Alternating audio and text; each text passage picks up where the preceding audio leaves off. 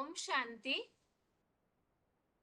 भगवत गीता श्लोक क्लास में आज के श्लोक टेस्ट के लिए श्लोक नंबर है 13वें अध्याय का 33वां, अध्याय 13 का श्लोक नंबर 33 और 11वें अध्याय का 16वां श्लोक, अध्याय 11 का श्लोक नंबर 16।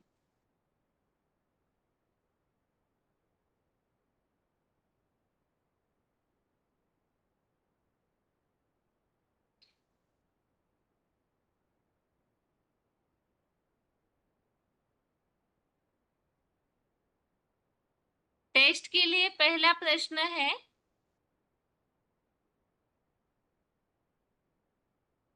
विराट रूप में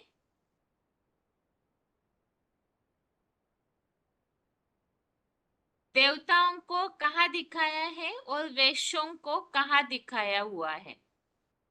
विराट रूप में देवताओं को कहाँ दिखाया है और वैश्यों को कहाँ दिखाया है? ओम शांति दीदी। एक ओम मिनट शांति। माता जी, 1 मिनट लाइन में ही रहिए माता जी। ओम शांति।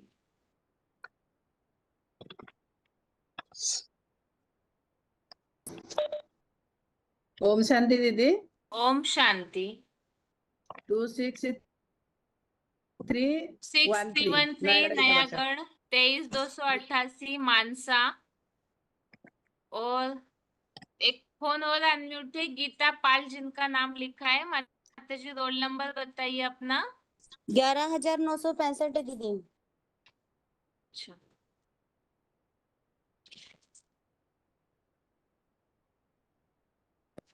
बताइए। अहमदाबाद से है ना माता जी आप? हाँ जी दीदी, सॉरी मैं इसमें लिखना भूल गई आज। कोई बात नहीं। हाँ जी। आगे आप बताइए माता जी, विराट रूप में देवताओं को कहाँ दिखाया हुआ है? देवताओं को मुख की तरफ दिखाया गया है और वैश्यों को पेट में दिखाया गया है। अच्छा, वैश्यों के लिए कुछ एक शब्द आया है श्लोक में। मानसा के माता जी क्या आया है? 13वें अर्थों में वैश्य जो कर्म घमंडी कर्म इंद्रियों को ही विषय महत्व देते हैं। अर्थ में बाबा ने जो शब्द प्रयोग किया है वो बताइए माता जी। अर्थ में बाबा ने क्या बताया है? वैश्य जो है वो कर्मों को महत्व देते हैं, इसके लिए क्या बताया है शब्द? विशेष नहीं, कुछ एक नया शब्द बताया हुआ है, वो शब्द बताइए। बताइए नयागढ़ के माता जी। वैश्यों को जो कर्मों को महत्व देते हैं उनके लिए श्लोक में क्या शब्द प्रयोग किया गया है?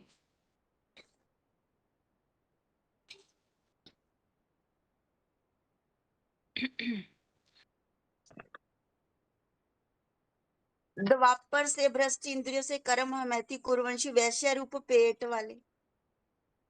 हाँ जी, कर्म हिमायती।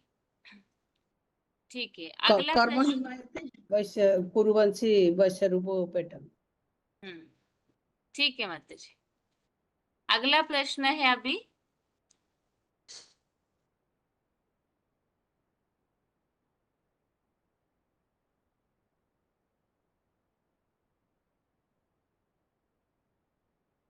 भुजाएं कौन सी बताई हुई है?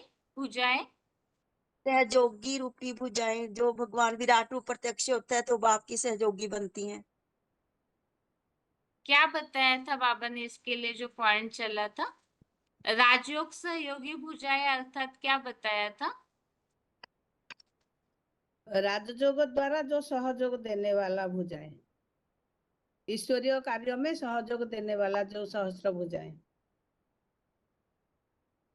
पॉइंट में बाबा ने बताया जो हमारे घर के हैं वो राजयोग का पुरुषार्थ करते हैं और बाप राजयोग की पढ़ाई पढ़ाने के लिए आए हैं तो जन्म जन्मांतर राजा बनते हैं, वे राज परिवार में आते हैं। तो परखना है कि हमारे परिवार के कौन से हैं जो कितना सहयोग देते हैं। वो जो जितना जोगी होता है उतना ही सहयोगी होता है। जो बाप के बच्चे हैं और जो भुजाएं बनते हैं, बाप के द्वारा राजधानी स्थापन के लिए कार्य भी सहयोग, बाप जब राजधानी स्थापन करते हैं तो उस कार्य में सहयोगी बनते हैं। तो स्पेशल 1000 भुजाएं देखने में आएंगी। उससे पहले भी बाबा ने बताया कि 1000 में भी 108 भी बताए हैं। उन 1000 भुजाओं का जो विशेष सहयोग देते हैं वो है 16,108। अभी देखने में सभी आएंगे कौन कितना सहयोगी है ईश्वरीय सेवा में।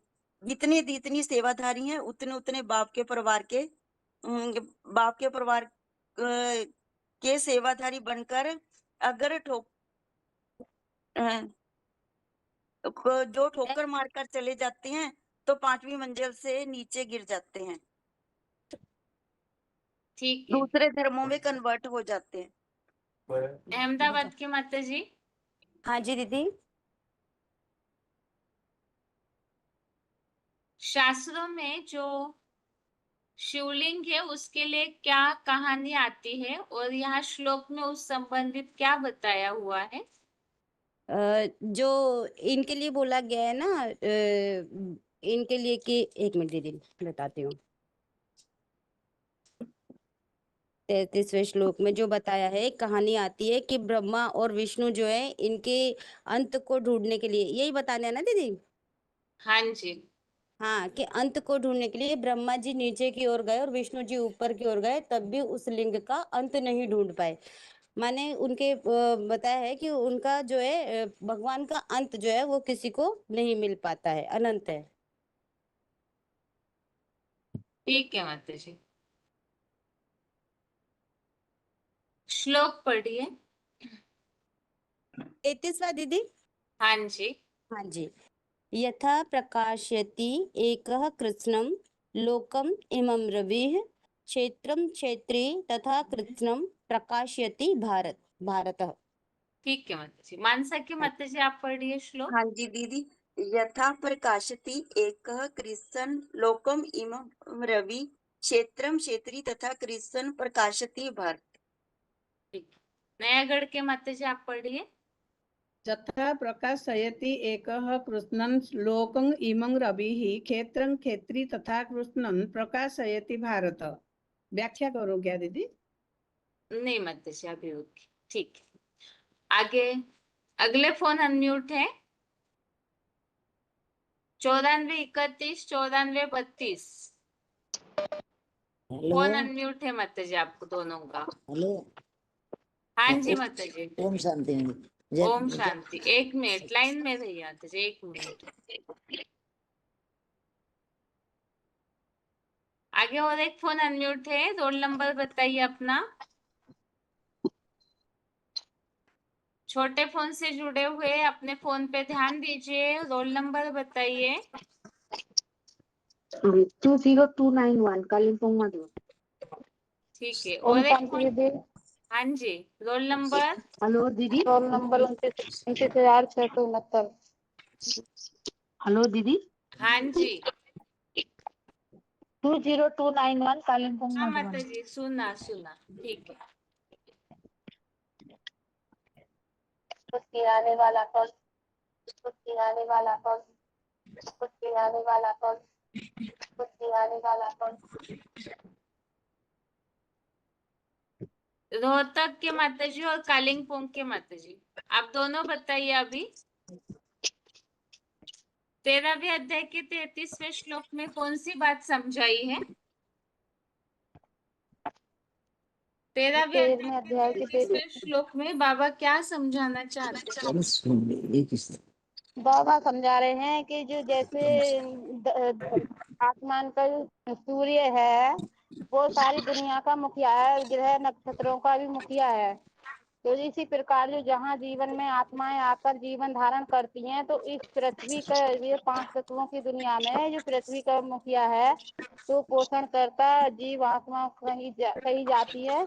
पोषण करता सूर्य प्रकाशित करते ग्रह नक्षत्रों को, चांद सितारों, और मतलब जो हम जड़ सितारे हैं ना, वो चैतन्य सितारे हैं, इनका जो मुखिया है वो एक जो शंकर वाली आत्मा है, जो कि क्या नाम है, वो डिटैच होकर रहता है, वो जड़ सूर्य और जो चैतन्य सूर्य है वो अटैच होकर रहता है हम आत्माओं से जास्ती, मतलब प्रकाशित करता है, हम सब आत्माओं को प्रकाशित करता है। कालिंपोंग की ये माता जी आया मुझे तो बताइए, समझ में। हाँ जी दीदी। बताइए। हाँ बताती हूँ।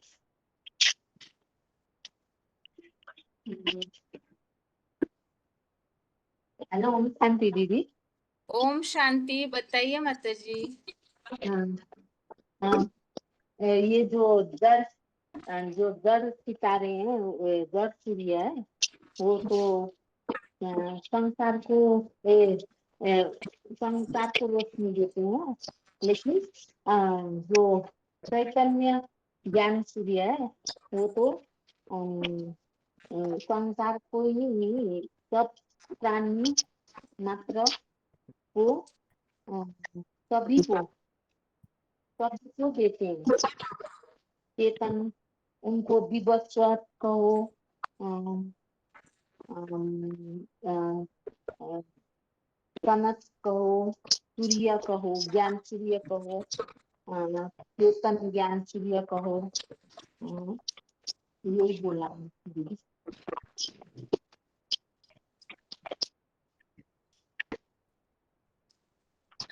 आगरा और हिसामड़ा, माता जी आप दोनों बताइए, यहाँ प्रकाश किस चीज का बताया हुआ है श्लोक में? ज्ञान का, संपूर्ण ज्ञान का। एक मिनट, अभी दोनों रुकिए। आगरा और हिसामड़ा, माता जी बताइए जल्दी। ओम शांति में जी, जैसे ये जड़ सूर्य एक स्थान से दूसरे चांद सितारों से नक्षत्रों से भरे होते हैं, ऐसे ही संपूर्ण प्रकाशित को उसी प्रकार चेतन ज्ञान सूर्य भी विवस्वत की आत्मा सारे वटवृक्ष की विराट शरीर को संगम में भी प्रकाशित करता है। संगम में भी वो प्रकाशित करता है, जैसे प्रकाश किस चीज का है? प्रकाशित करता है, तो प्रकाश कौन सा है? ज्ञान प्रवाह, ज्ञान का है दीदी। ज्ञान को ही ज्ञान। अच्छा, ऊपर में हमने जो भी श्लोक समझे हैं उसमें क्या बताया है? और ये तो है ही कि ज्ञान की रोशनी देता है। इसके अलावा हमने क्या समझा है? सभी प्राणियों में विनाश काल में क्या रहता है? कौन सी याद। शक्ति मौजूद होती बड़े है? भाई की रक्षा करता है। हाँ, सबको शिव बाबा की याद रहती है। ठीक है। यहाँ सूर्य किनके लिए बताया हुआ है? ज्ञान सूर्य शिव बाबा के लिए।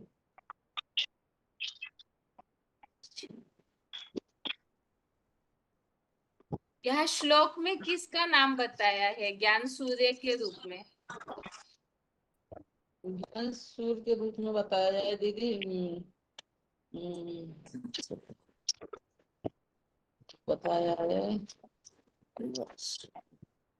श्लोक को ध्यान से पढ़ा हो तो तुरंत उत्तर आ जाता है, 1 सेकंड भी नहीं लगेगा। दीदी विवासत और बाबा ने बोला है विवासत कहो, आदम हाँ जगत पिता कहो, विवस्वत को ज्ञान सूर्य कहा है, तो दीदी। ज्ञान सूर्य विवस्वत के लिए गीता में कौन से अध्याय में श्लोक है? ज्ञान सूर्य विवस्वत के लिए गीता में कौन से अध्याय में श्लोक है और कौन सा श्लोक है? इतनी देर करेंगे तो और तो पता नहीं।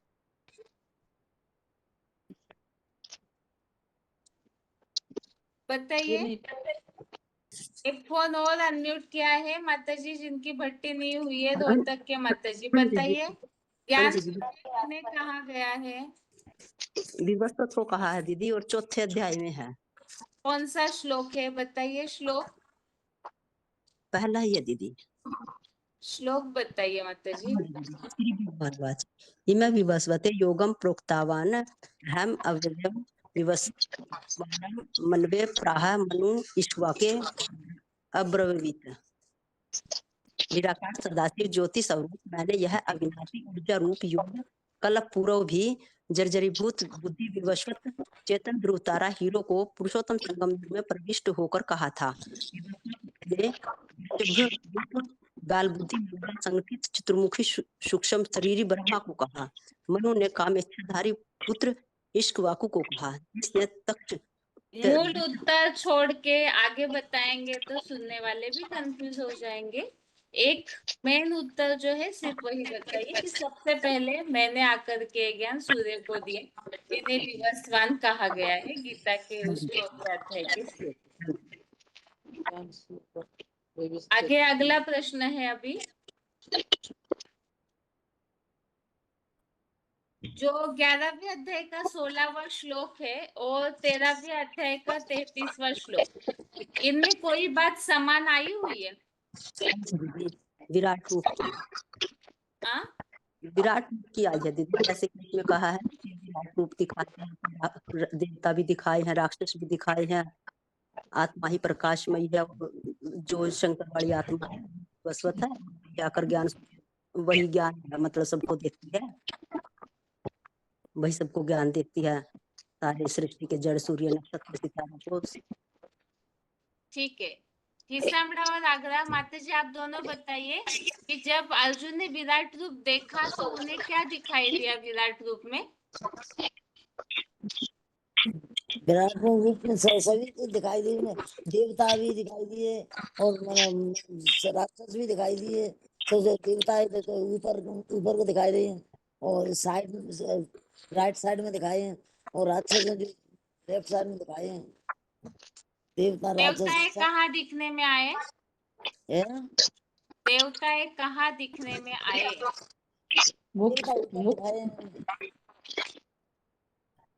ब्राह्मण मुख की तरफ दीदी। ब्राह्मणों को कहाँ दिखाया है विराट रूप में? चोटी पे दीदी, क्यों चोटी पे दिखाते हैं? क्योंकि ब्राह्मण ही सबसे श्रेष्ठ माने जाते हैं। संगम युग पे बाप आते हैं तो ब्राह्मण की रचना रचते हैं और ब्राह्मण को चोटी पकड़ के उठाते हैं, उन्हीं ब्राह्मणों को चोटी पकड़ के उठाते हैं। ठीक है माता जी। आप सभी को म्यूट कर रहे हैं अभी। रोहतक के माता जी श्लोक पढ़ सकते हैं तो पढ़िए। हाँ जी दीदी। हाँ दीदी। यथा प्रकाशित एका पुरुषोत्तम लोकम एवं रविः क्षेत्रम क्षेत्री तथा पुरुषोत्तम प्रकाशित भारत। हे ज्ञान ज्ञान सभा में रत्न जैसे एक जड़ सूर्य एक स्थान से इस चांद सितारों नक्षत्रों से भरे संपूर्ण संसार को प्रकाशित करता है, उसी प्रकार चैतन्य ज्ञान सूर्य बने विकासित की आत्मा ब्रह्मध्य से सारे बटग्रस्त रूप शरीर को संगम में भी प्रकाशित करती है। हेलो दीदी 11 का भी। हाँ जी पढ़िए माता जी, पढ़िए रोहतक के माता जी। दीदी। यथा प्रकाशयति एका कृष्णम लोकम इमं रवि क्षेत्रम क्षेत्री तथा कृष्णम प्रकाशयति भारत भारत। ठीक है आगे पढ़िए माता जी। और जिनका फोन अनम्यूट है पढ़िए माता जी श्लोक। हेलो। हाँ जी पढ़िए माता जी। यथा प्रकाशयति एक कृतस्नं लोकम इमं रवि क्षेत्रम क्षेत्री तथा कृतस्नं प्रकाशयति भारतः। ठीक है माता जी। आप श्लोक पढ़ सकते हैं क्या माता जी? 94-31। हाँ हाँ पढ़ लेंगे जी। हाँ जी 13 को 33 पढ़ रहे हैं। यथा प्रकाशित है एक कृत्सन लोकेन इन रवि क्षेत्रम क्षेत्री था कृत्सन प्रकाशित भारत। ठीक है माता।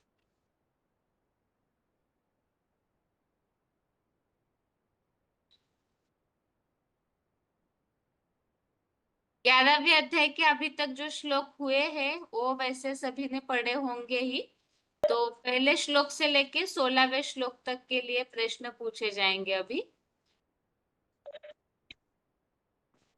पहले श्लोक से लेके 16वें तक, बाप रे।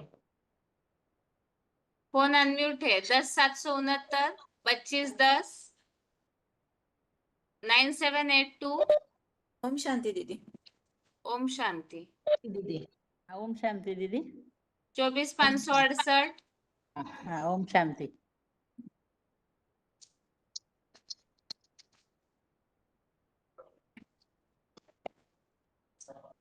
14,579। ओम शांति।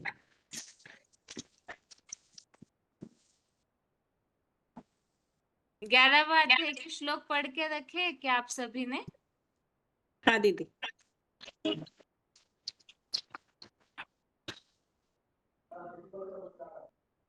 ये अभी नहीं पढ़ा है, पहले पढ़ के रखे हैं, ऐसा थोड़ा ध्यान है। हाँ अभी नहीं पढ़े। हाँ दीदी हमने भी अभी नहीं पढ़े।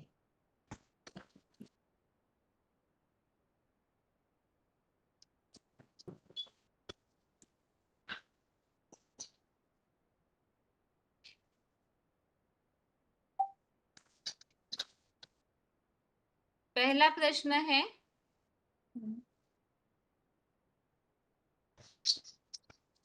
पच्चीस 10 और जलगांव के माता जी 14,579। हाँ दीदी।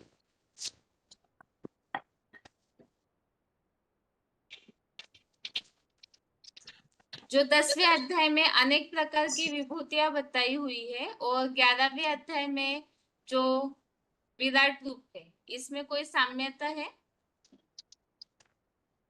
श्लोक के आधार से बताइए। कोई श्लोक में इस बात का उल्लेख किया है क्या? 10वें अध्याय और 11वें अध्याय ना? 10वें अध्याय में विभूतियां बताई हुई है बहुत सारी और 11वें अध्याय में विराट रूप बताया है, तो इन दोनों में कोई साम्यता है क्या?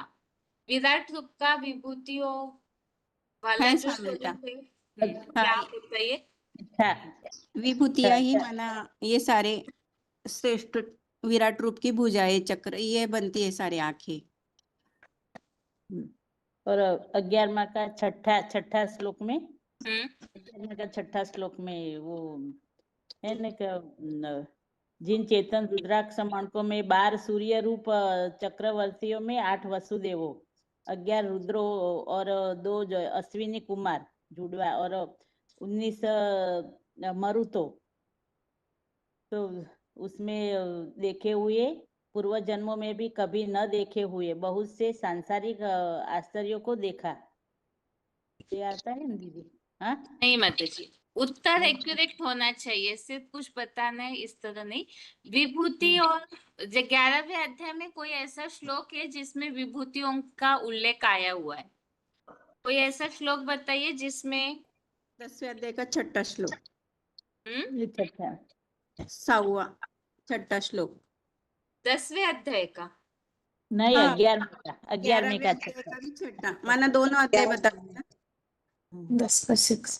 10वें अध्याय का जो 11वें अध्याय का जो तीसरा श्लोक है ना, हाँ हाँ, इसमें ये बात बताई हुई है कि आपने अपना नंबरवार योग ऊर्जा वाला विभूति वाला जैसे विस्तार बताया है। तो ऐसा ही, अगर यह ऐसा ही है तो आपका यह ऐश्वर्यवान विराट रूप महादेव को बुद्धि के ज्ञान नेत्र द्वारा देखना चाहता हूँ। तो इसमें इसका उत्तर है कि विभूतियों से ही जुड़ा हुआ विराट रूप है।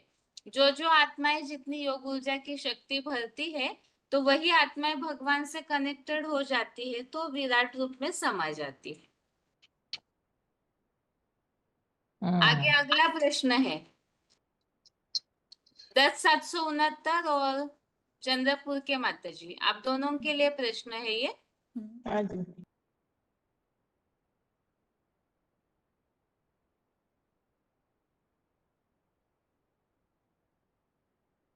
विराट रूप में जो तेज होता है, तो उस तेज की तुलना किससे की हुई है? विश्वरूप दर्शन से। नहीं, विश्वरूप दर्शन में ही जो तेज भरा हुआ है, वो तेज कैसा है, उसका वर्णन किस प्रकार किया हुआ है? दीदी विवस्वत के विवत्सवत से किया ही तुलना विराट रूप की। विवस्वत ही विराट रूप धारण करते हैं, फिर विवस्वत से कैसे तुलना करेंगे? यहाँ प्रश्न ये पूछा है जैसे सागर में अथाह जल है जिसका अंत नहीं है, सागर का जल कोई नाप सकता है क्या? नहीं। इसी तरह से सूरज के प्रकाश को किस तरह वर्णन किया है? जो विराट रूप का प्रकाश है या तेज है उसे क्या बताया हुआ है? ये 11वां का 5वां है दीदी। वो क्या बताया है उसमें? उसमें बताया कि सैकड़ों और हजारों मेरे दिव्य रूपों को देख। ये दिव्य रूप हो गए, लेकिन यहाँ प्रकाश के लिए या तेज के लिए बताया है, वो प्रकाश कैसा है उसके लिए किस श्लोक में वर्णन आया है? और कोई बता सकते हैं तो बताइए। ये तो बहुत कॉमन प्रश्न है। 11वां अध्याय माना 11 का 12 है दीदी। क्या बताया है? वह हजारों सूर्यों की क्रांति एक साथ देखना चाहते हो तो मेरे इस विराट रूप में ही देखो। हाँ, हजारों सूर्यों की कांति एक ही देह में एक साथ उदित होती है, मतलब इतना अथाह प्रकाश उनमें भरा हुआ है। ठीक है, फिर से आप दोनों के लिए प्रश्न है, दौंड और चंद्रपुर के माता जी। हाँ जी।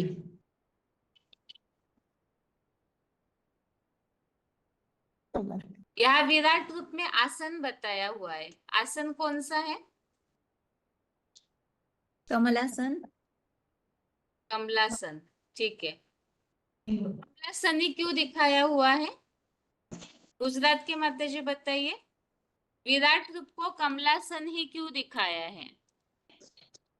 क्योंकि कमल को बाबा कहते हैं ना मुरली में के जो कमल का फूल ऐसा है जो कीचड़ में रहते भी उसको वो नहीं लेप टेप नहीं लगता है। ऐसे ही जो पाटदारी है, हीरो पाटदारी, उसको ये जगत में सबके साथ संग आत्माओं के संग के रंग से भी वो उपराम है, तो उसको किसी का संग का रंग नहीं लगता, वो जो संग का रंग आत्माओं को लगाता है।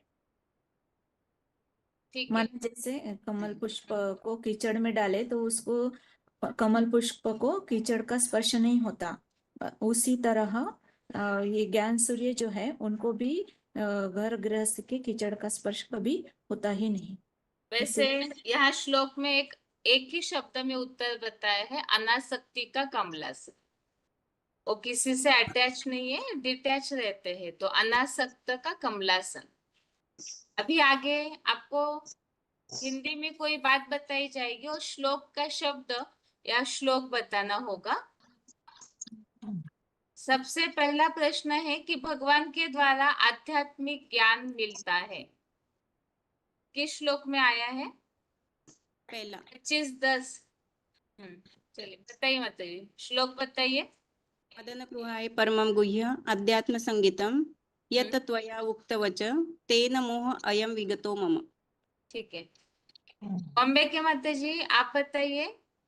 भगवान वही को श्लोक इन बोल रहे आंखों से, भगवान को इन दीदी, आंखों वही से श्लोक नहीं बोलने वाली देख। थी। वही श्लोक बोलने वाली थी, जलगांव माता ने वही श्लोक। अगला प्रश्न पूछ रहे हैं माता जी आपसे, आप भगवान बोलो। को इन आंखों से नहीं देख सकते हैं, श्लोक बताइए। दिव्य नेत्रों से देख सकते हैं। श्लोक बताना है, श्लोक। श्लोक चंद्रपुर के माता जी या गुजरात के माता जी आता है तो बताइए। 11वां का तीसरा श्लोक। 11 का 8वां। 11वां का तीसरा श्लोक है इसमें। बॉम्बे के माता जी ने सही नंबर बताया, माता जी बताइए श्लोक। 11 का 8वां। न तु मां शक्यसे द्रष्टुम अनेन एव स्वचक्षुषा दिव्यं ददामि ते चक्षु पश्य मे योगेश्वरो। योगमेश्वरम, ठीक है। अगला प्रश्न है अभी। ताली पड़ तारी मां माटे श्लोक सच। चंद्रपुर और दौंड माता जी आप दोनों बताइए कि एक ही बीज में सब कुछ समाया हुआ है और उन्हीं से ही विराट रूप प्रत्यक्ष होता है। मनुष्य सृष्टि के बीच में ही सारी सृष्टि समाई है और उन्हीं से ही ये सारा वृक्ष विस्तार को पाता है, किस श्लोक में उल्लेख आया है? ना हम तेषु तेमय, वही है ना दीदी? यहाँ दस 11वें अध्याय के हिसाब से बताना है श्लोक। अच्छा 11वां। 10 बताइए। और 11 11 का 16 आएगा क्या? एक बीज में ही सब कुछ समाया हुआ है। 11 का 13 है दीदी।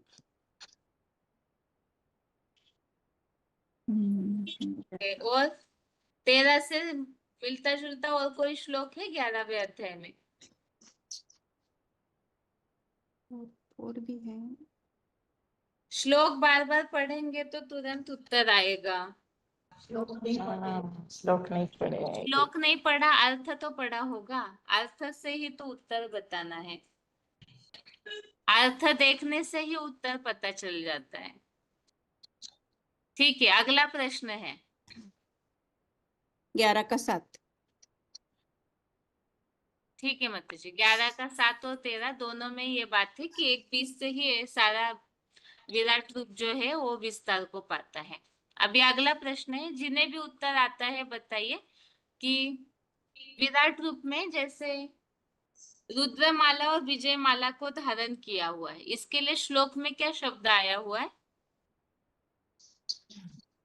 विराट रूप जो है वो रुद्रमाला और विजयमाला दोनों को धारण करता है, इसके लिए श्लोक में क्या शब्द आया है? दिव्य स्वदेशी विदेशी। मालांबरधरम। दिव्य दिव्य माला। मालांबरधरम। दिव्य हाँ। माल्याम्बरधरम। ठीक है, अगला प्रश्न है कि ये लिंग रूप का आदि मध्य अंत नहीं मिलता है। न अंत न मध्य न पुनः आदि। पश्यामि विश्वेश्वर विश्वरूप। किस श्लोक में है? 11 का 16। ठीक है,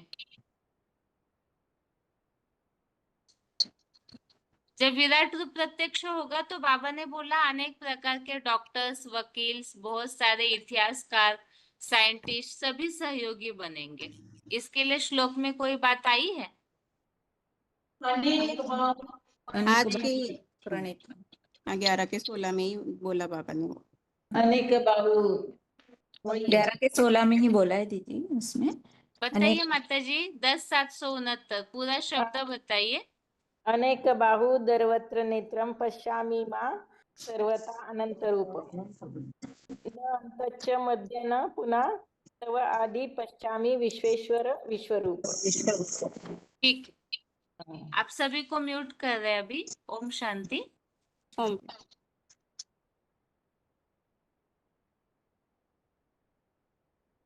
आगे फोन पे ध्यान दीजिए, जिनके भी फोन अनम्यूट हो रहे हैं अभी।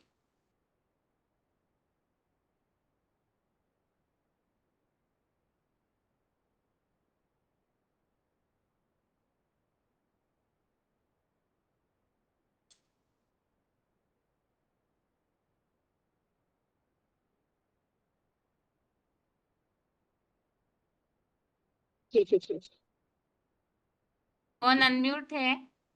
हाँ जी दीदी। 20,751 22,051 ओम शांति। 3605 ओम शांति। 19,423 आगरा।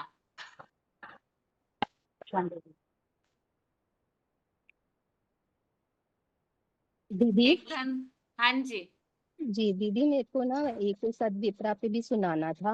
अगर आप आज चांस देंगे तो मेरा ये हाँ। चांस आप किसी और को दे दीजिए, जैसा नियम हो वैसा।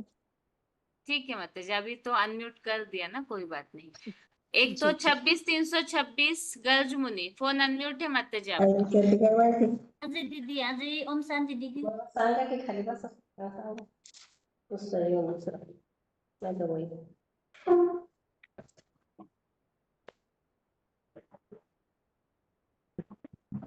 13वां अध्याय सभी ने पढ़ा है ना ठीक से?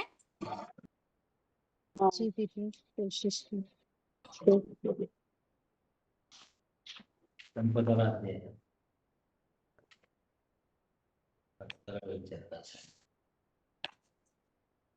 आपको श्लोक बताया जाएगा, और अगर बिना देखे बता सकते हैं तो बहुत अच्छा है, आपको बताना है कि उस श्लोक में क्या बताया हुआ है। आपको श्लोक बताया जाएगा संस्कृत या कोई शब्द बताया जाएगा और उसमें क्या बताया हुआ है ये आपको बताना होगा। सबसे पहला प्रश्न है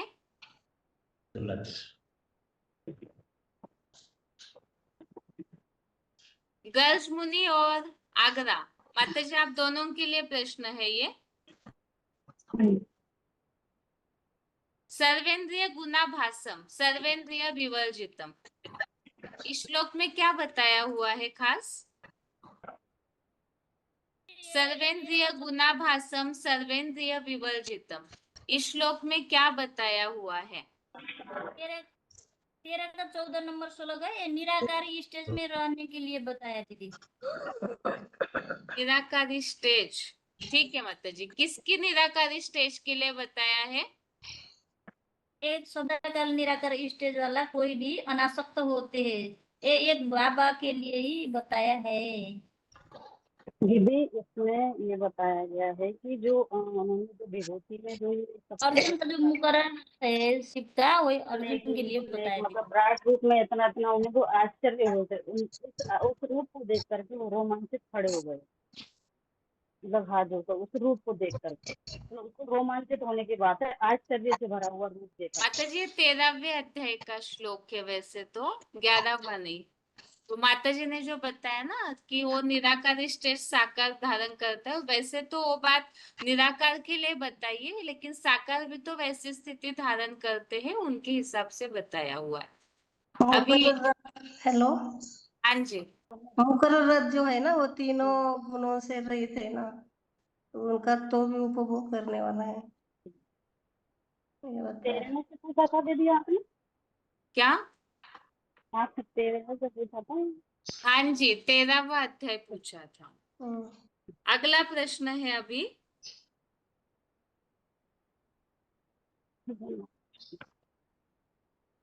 प्रकृतिम पुरुषम चैव विद्धि अनादि उभौ अपि, इस श्लोक में क्या बताया हुआ है? प्रकृतिम पुरुषम चैव विद्धि अनादि उभौ अपि। 3605 और बनारस, बताइए। ये प्रकृतिम चा पुरुषम, प्रकृति और आत्मा दोनों को जो बीज रूप आत्मा देह रूप वाले बर्फीले लिंग की बात बताई है, उसको भी अनादि जानो, और वो विकारों और 3 गुणों को भी मतलब प्रकृति से उत्पन्न हुआ जानो। जैसे ये 23 तत्वों की देह इस जो श्लोक में है, हाँ ठीक है माताजी, इस श्लोक में 2 प्रकार के अर्थ समझे थे हमने। एक तो दोनों प्रकार के अर्थ बताइए, किसके किसके लिए बात लागू होती है? प्रकृतिम पुरुषम चैव विद्यानादि उभौ अपि, 2 तो प्रकार के अर्थ समझे हैं। हाँ दीदी, ये आत्मा और शरीर के लिए भी समझा गया है और प्रकृति और पुरुष के लिए बताया है। ठीक दीदी है। ये प्रकृति और आत्मा, अच्छा हाँ बताइए बताइए माताजी, बात पूरी कीजिए अपनी। दीदी प्रकृति और आत्मा दोनों ही अनादि बताई है, और प्रकृति जो 5 तत्व बताए हैं अर्जुन रथ के, उसके लिए भी बताया कि वो अनादि है, और उसकी जो प्रकृति उसके जो 3 गुण है सत रज तम, वो उसी से उत्पन्न हुआ बताया है।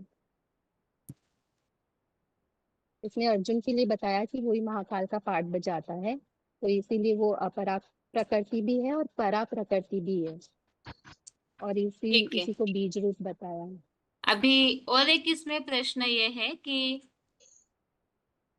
मनुष्य जब शरीर छोड़ता है तो उसका शरीर तो नष्ट होता है ना, जैसे दूसरे अध्याय में बताया हुआ है कि ये शरीर अविनाशी आत्मा के शरीर नाशवान कहे गए हैं। फिर यहाँ प्रकृति और पुरुष दोनों अनादि है, तो प्रकृति को अभी अनादि किस हिसाब से बताया हुआ है? दीदी ये 5 तत्वों का पुतला जो अर्जुन रथ बताया है ना, इसी के लिए बताया है कि वो अनादि है, जन्म मरण में भी नहीं दिखाते और माता पिता भी नहीं दिखाते, तो वो सदाकाल इस सृष्टि पर कायम रहता है।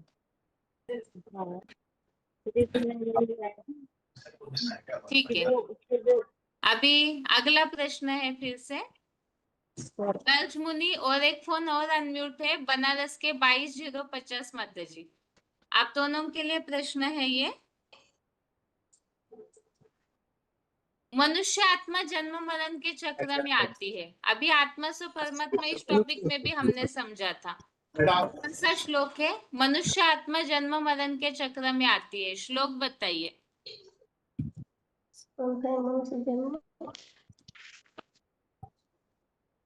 जिनको आता है कोई भी बताइए ताकि समय वेस्ट न हो। जिनको भी आता दीदी है 13 बताइए। का 20 और 21 ही रहेगा ना? हाँ जी माता जी। हाँ जी, ये दीदी मैंने याद किए हुए हैं, बिना देखे बोलती हूँ। हाँ। कार्य करण कर्तृत्व हेतु प्रकृति उच्यते, पुरुषः सुख दुखानां भोक्तृत्व हेतु उच्यते, पुरुषः प्रकृतिस्थो हि भुङ्क्ते, प्रकृति जानगुणान् कारणं गुण संगस्य अस्य सद सद्योनि जन्मसु। ठीक है, अगला प्रश्न है अभी। बनारस की दोनों माताएं और आगरा 19423। अब तीनों में से कोई भी बताइए इसे। यावत संजयते किंचित सत्वम स्थावर जंगमम। इस श्लोक में क्या बताया हुआ है? यावत संजयते किंचित सत्वम स्थावर जंगमम। इस श्लोक में क्या बताया हुआ है? इस श्लोक में बताया हुआ दीदी कि जैसे कि जो कुछ भी जड़ चेतन जो भी है वो रूप मतलब परा और अपरा प्रकृति के संयोग से ही ये उत्पन्न हुई है सारी चीजें। जैसे वो लिंग और आत्म ज्योति शिव के लिए बताया था कि जगत पिता के संयोग से ही अंतिम जन्म में ये उत्पन्न हुआ जान। मतलब जो भी जड़ चेतन चीजें हैं संसार में वो सब कुछ ये मतलब जगत पिता वो लिंग रूप जगत पिता से ही उत्पन्न है, ये ऐसा बताया। ठीक है, बाकी दोनों माताएं जिन्होंने उत्तर नहीं दिया, आप लोगों के लिए प्रश्न है अभी। आत्मिक स्थिति बनाना क्यों जरूरी है? यह 13वें अध्याय में आत्मिक स्थिति के बारे में बताया हुआ है। तो आत्मिक स्थिति बनाने से क्या फायदा होगा? हाँ दीदी, ये दीदी 13 के 28 में है कि मतलब आत्मिक स्थिति जब बनती है तो ईश्वर के समान जब मतलब देखते हैं पुरुषार्थी अपने मन से, तो आत्मा का घात या पतन नहीं होता है और वो कलातीत मतलब वैकुंठ परम पद की परम गति को पाता है। तो इसीलिए आत्मिक स्थिति बनना जरूरी है। ठीक है, किसी भी स्थिति आए तो आत्म स्थिति में रहने वाला है ना, स्थिर रहता है। और एक सुबह भी ये आया था नए संन्यास संकल्प योग भौतिकश्चन। ठीक है, अगला प्रश्न है अभी। आत्म स्थिति में रहने के तो कोई डर नहीं रहेगा। अगला प्रश्न है अभी। 23 तत्व बताने हैं। 23 तत्व कौन से हैं? 23 तत्व दीदी, ये जो दीदी ये ज्ञानेंद्रियां, कर्मेंद्रियां, महाभूत है। आगरा के माता जी बताइए। 5 ज्ञानेंद्रियां, 5 कर्मेंद्रियां और 5 शब्द रूप स्पर्श गंध, ये हो गए उसके सब। और 5 प्रकृति के तत्व और मन बुद्धि अहंकार, 23 हो गए। ठीक है, गर्ज मुनि के माता जी आप बताइए, ये 23 तत्वों के अलावा मुकर्रर रथ में और क्या मौजूद होता है जिसे बताया यह सब विकास सहित क्षेत्र कहा गया है? एक तो 23 तत्व माता जी ने बताया, उसके अलावा मुकर्रर रथ में और क्या मौजूद होता है जिसके लिए श्लोक में बताया यह सब विकास सहित क्षेत्र कहा गया है? नहीं आया। अच्छा ठीक है, बनारस की दोनों माताएं बताइए। इसमें बताया जैसे इच्छा, द्वेष, सुख दुख, संघात, चेतना। और इससे मतलब ये सब अर्जुन रूप में अर्जुन की जो देह है ये मतलब काम क्रोध लोभ आदि ये सब तीव्रतम आवेग वाली चीजें विकार सहित, इसीलिए उनको कहा गया है ये रूपी शरीर रूपी क्षेत्र कहा गया है। मतलब विकार सहित क्षेत्र कहा गया है इसको। मतलब उसमें काम क्रोध लोभ आदि सब कुछ है, सब समुदायों सहित उसमें उपस्थित है। तेज तत्वों सहित ये सब चीजें भी हैं उसमें। ठीक है, अभी अगला प्रश्न है। यहाँ श्लोक में दो प्रकार की बातें आई है, एक तो क्षेत्रज्ञ को जानना और दूसरा प्रकृति और पुरुष इस विषय को जानना। अभी पहला प्रश्न इसमें यह है, किसे जानने से अमरता का अनुभव होता है? क्षेत्र और क्षेत्र क्षेत्र और प्रकृति और क्षेत्रज्ञ को जानने से। ठीक है, अगला प्रश्न है अभी, इस दुखी संसार से वापिस लौटकर नहीं आएंगे कब? जब पुरुष और दुखी सं- प्रकृति को 3 गुणों के सहित जान लेंगे और आत्मिक स्थिति में आचरण करेंगे। ठीक है माता जी। अगला प्रश्न है अभी, ज्योतिषाम अपि तज्ज्योति तमसः परम उच्यते, क्या बताया जाता है इस श्लोक में? ज्योतिषाम अपि तज्ज्योति। हाँ ये जी। ज्ञान सूर्य के लिए बताया जाता है कि वो ज्योतियों का भी ज्योति है, प्रकाश है, और वो मतलब जड़ सूर्य के मानंद, मतलब इतना वो कांतिवान है कि उसकी आभा से ही ये पूरा चेतन संसार मतलब जो है कि वो चलता है। तो वही बोलते हैं कि ज्योतिषाम तथा ज्योति। परमात्मा अंधकार से भी परे है, उनको जानना चाहिए। ये साकार के लिए भी बताया था, उसकी स्थिति की शक्ति के बारे में बताया था इसमें कि वो ज्योतिमान है और मतलब जिसमें प्रकाश होता है, और ऐसी ज्योति मतलब सभी नक्षत्रों को, सूर्य चांद सितारे वो भी चैतन्य रहेंगे ना, तो हाँ। उनको भी रोशनी देने वाला वो एक ज्योतिमान सूर्य है जो अंधकार से परे है, और उसी को ही ज्ञान से जाना और पाया जा सकता है गुह्य होने पर, क्योंकि वो गुह्य है, और गुह्य है तो उसको कैसे जानेंगे? ज्ञान के द्वारा।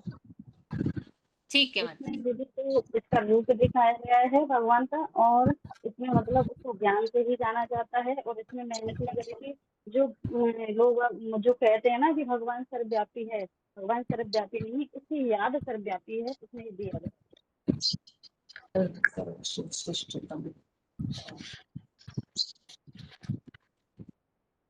हमने एक बात ऐसे समझी थी कि जो सांप होता है ना, उसके अंदर किसी को भी अगर वो देखता है तो उसका अक्स माना वो जो छवि है उसकी आंखों में छप जाती है, फिर वो समय अनुसार बदला ले लेता है। तो ये पॉइंट हमने किस प्रसंग में समझा था? ये समझा था, ये ले बदला लेने वाले स्वभाव के लिए समझा धर्मराज था। के रूप में समझा था दीदी। वो 13 के 3 में समझाया था इसको। 13 का 3 में श्लोक है ना उसमें। बताइए धर्मराज के बनारस के रूप माता में जी। हाँ हाँ, ये इसके लिए समझा था कि बदला लेने वाले स्वभाव वाला नाग स्वभावी है, मतलब जैसे दृष्टद्युम्न जो अहमदाबादी है उसमें ये बताया था कि जो साकार रथ है उसकी क्या क्या इसमें गुण और विशेषताएं हैं, वो उसके लिए समझाया था। इसमें किस किस स्वभाव का वो है, विकारी भी है और अहंकारी भी है, जिसको लिए बोला था मैं पतितन का राजा, उसमें आया। और यही मतलब बदला लेने स्वभाव वाला वही नाग स्वभावी है। ठीक है। जैसे सठे अगला साठे प्रश्न। समाचार। इसमें यही तो बताया था ना कि जो गलतियां कर रहे हैं ना, तो लास्ट टाइम पे बाबा ने बोला कि सबको मतलब स्क्रीन पे दिखा के मतलब सबको बता के ये गलतियां हैं तो उनको मतलब दंड देंगे धर्मराज के रूप में, ये चीज। ठीक है, अगला प्रश्न है अभी, एक पॉइंट ऐसे समझा था हमने, शंकरास डॉल्स म्यूजियम दिल्ली में ऐसा म्यूजियम बना हुआ है, शंकरास डॉल्स म्यूजियम। वास्तव में पॉइंट ये नहीं समझा था हमने, इसी से मिलता जुलता पॉइंट ऐसे समझा था कि वो सारी कठपुतलियों को नचाता है, उसकी यादगार दिल्ली में बनी हुई है शंकरास डॉल्स म्यूजियम। इस प्रसंग में हमने कौन से श्लोक में पॉइंट समझा था? सारी कठपुतलियों को नचाता है वो। दीदी याद तो नहीं है, सबको गैस कर नाच रही हूँ। नचाने 13 के वाला 13 में क्या दीदी गैस कर रही हूँ, मुझे याद नहीं है पॉइंट। 13 के 13 में नहीं, 13 में नहीं समझा था।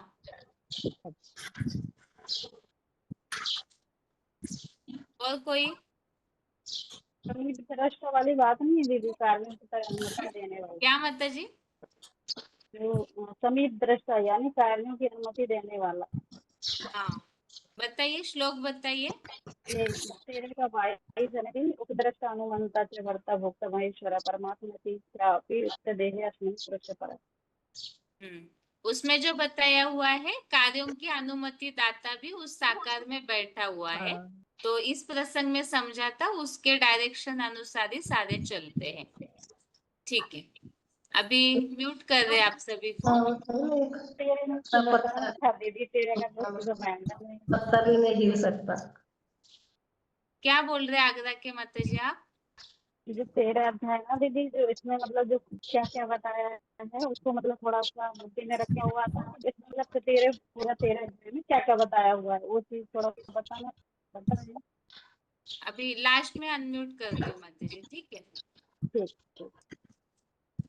दर्द मुनि के माता जी आप पढ़िएगा श्लोक, आप उत्तर नहीं बताए पूरे ना।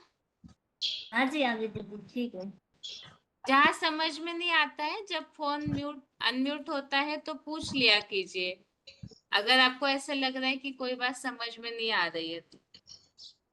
आगे ये दिल्ली का बताया ना, ये दिल्ली का इस कौन सा श्लोक में है दीदी? 13 के दिल्ली का 22 म्यूजियम श्लोक में माता जी, ये जो श्लोक है ना 13 का 22, उपद्रष्टानुमंता च भर्ता भोक्ता महेश्वर परमात्मेति चाप्युक्तो देहेस्मिन् पुरुष पर। इस श्लोक में ऐसे बताया हुआ है कि वो समीप से देखने वाला है, माना मुकर्रर तन में बैठ करके वो सबको देखता है।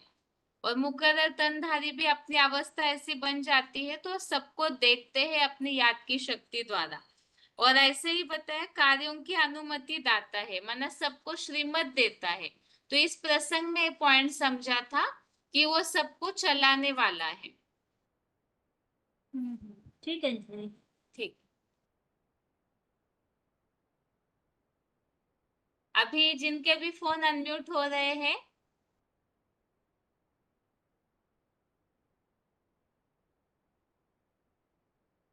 पहले तो श्लोक रीडिंग होगा, उसके बाद जो समय बचेगा तो उसमें फिर प्रश्न देखते हैं। अभी क्लास में जो भी भाई जुड़े हुए हैं वो हाथ उठाइए एक बार।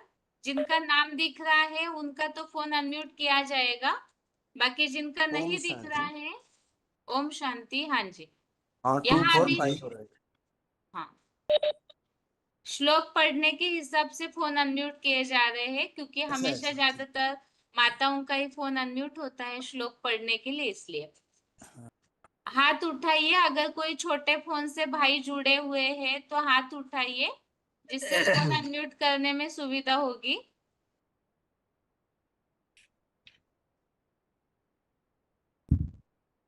हाँ 4783। हाँ जी 25407। हाँ जी 20354। ओम शांति। एक मिनट। हाँ जी कोचिन, अभी जिन्होंने हाथ उठाया एक बार नंबर बताइए, रोल नंबर। 25407 24348। 20354। बहन जी 25407। हाँ जी ठीक है। सबसे पहले कोचिन आप बताए, आप पढ़िए शुरू से श्लोक। 13वें अध्याय का पढ़ना है। हाँ जी। इदं शरीरं कौन्तेय क्षेत्रमित्यभिधीयते एतत् यो वेत्ति तं प्राहुः क्षेत्रज्ञ इति तद्विदः। क्षेत्रज्ञं चापिमां विद्धि सर्वक्षेत्रेषु भारत क्षेत्रक्षेत्रज्ञयोर्ज्ञानं यत्तत् ज्ञानं मतं मम तत् क्षेत्रं यच्च यादृक् च यद्विकारी यदश्च यत् सचयो यत् प्रभावश्च तत्समासेन मे शृणु। ऋषिभिर्बहुधा गीतं छन्दोभिर्विविधैः पृथक् ब्रह्मसूत्रपदैश्चैव हेतुमद्भिर्विनश्यते।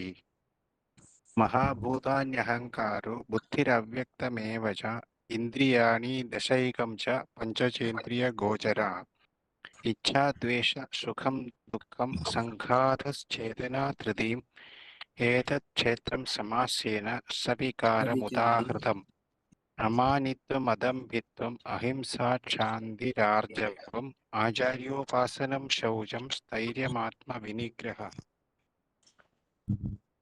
इन्द्रियार्थेषु वैराग्य मनहङ्कार एव च जन्म मृत्यु जरा व्याधि दुःखदोषानुदर्शनम् असक्तिरनभिषङ्ग पुत्रदारात् गृहादिषु नित्यं च समचित्तत्वम् इष्टानिष्टोपपत्तिषु। ठीक है, हैदराबाद पढ़िए। अच्छा, ओम शांति बहन जी। मयि च अनन्ययोगेन भक्तिम् अव्यभिचारिणि विविक्तदेश सेवित्वम् अरतिः जनसंसदि अध्यात्मज्ञान नित्यत्वं ज्ञानार्थदर्शनम् एतत् ज्ञानम् इति प्रोक्तम् अज्ञानं यतु अतः अन्यथा ज्ञेयं यतु ततु प्रवक्ष्यामि यतु ज्ञानत्व अमृतम् अश्नुते अनादि मतु परं ब्रह्मणा सतु ततु न असतु उच्यते सर्वथा पाणिपादं ततो सर्वतो अक्षिशिरो मुखं सर्वतः श्रुति मतु लोके सर्वम् आवृत्य तिष्ठति सर्वेन्द्रिया गुणाभासं सर्वेन्द्रिया विवर्जितम् असक्तं सर्वभृतो चैव निर्गुणं भोक्तुं च बहिः अन्तश्च भूतानाम् अचरं चरम् एव च सूक्ष्मत्वात् ततो अविज्ञेयं दूरस्थं च अन्ति के च तु। ठीक है, अगरतला पढ़िए आप। अविभक्तं च भूतेषु विभक्तं च एव च स्थितं भृत्त च तत क्षेत्रज्ञ विष्णु च ज्योतिषाम् अपि तत् ज्योतिय तमस परं त उच्यते ज्ञानं गम्यं हृदि सर्वस्व विशिष्टतम् इति क्षेत्रं तथा ज्ञानं ज्ञेयं च उक्तं समासत मद्भक्त एतत् विज्ञाय मद्भक्त भावाय उपपद्यते प्रकृतिं पुरुषं चैव विधि अनादि उभयो अपि विकारान् च गुणान् चैव विधि प्रकृतिं समभावान् कार्यकरण कृतस्तेव हेतुः प्रकृत्या उच्यते पुरुषः सुख दुःखानां भोक्तृत्वेव हेतु उच्यते पुरुषः प्रकृतिस्थितो हि भुङ्क्ते प्रकृतिजान गुणान् कारणं गुणसंगतः अस्य सद्गो निर्जनसु उपद्रष्टा महासमुंद पढ़िए।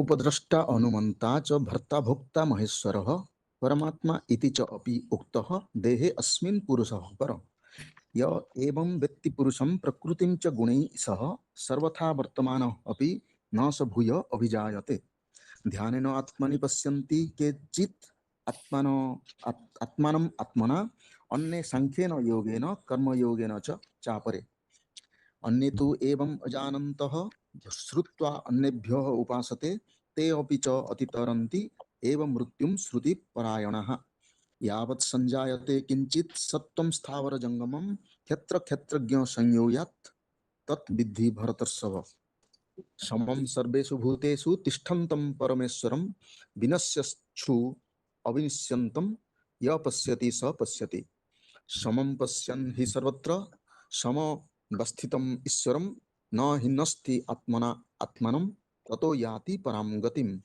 प्रकृत्या एव च कर्माणि क्रियमाणानि सर्वशः य पश्यति तथा आत्मानम् अकर्तारं स पश्यति यदा भूत पृथक् भावम् एकस्थम् अनुपश्यति तत एव च विस्तारं ब्रह्मा संपद्यते तदा अनादित्वा 24,548 आप पढ़िए।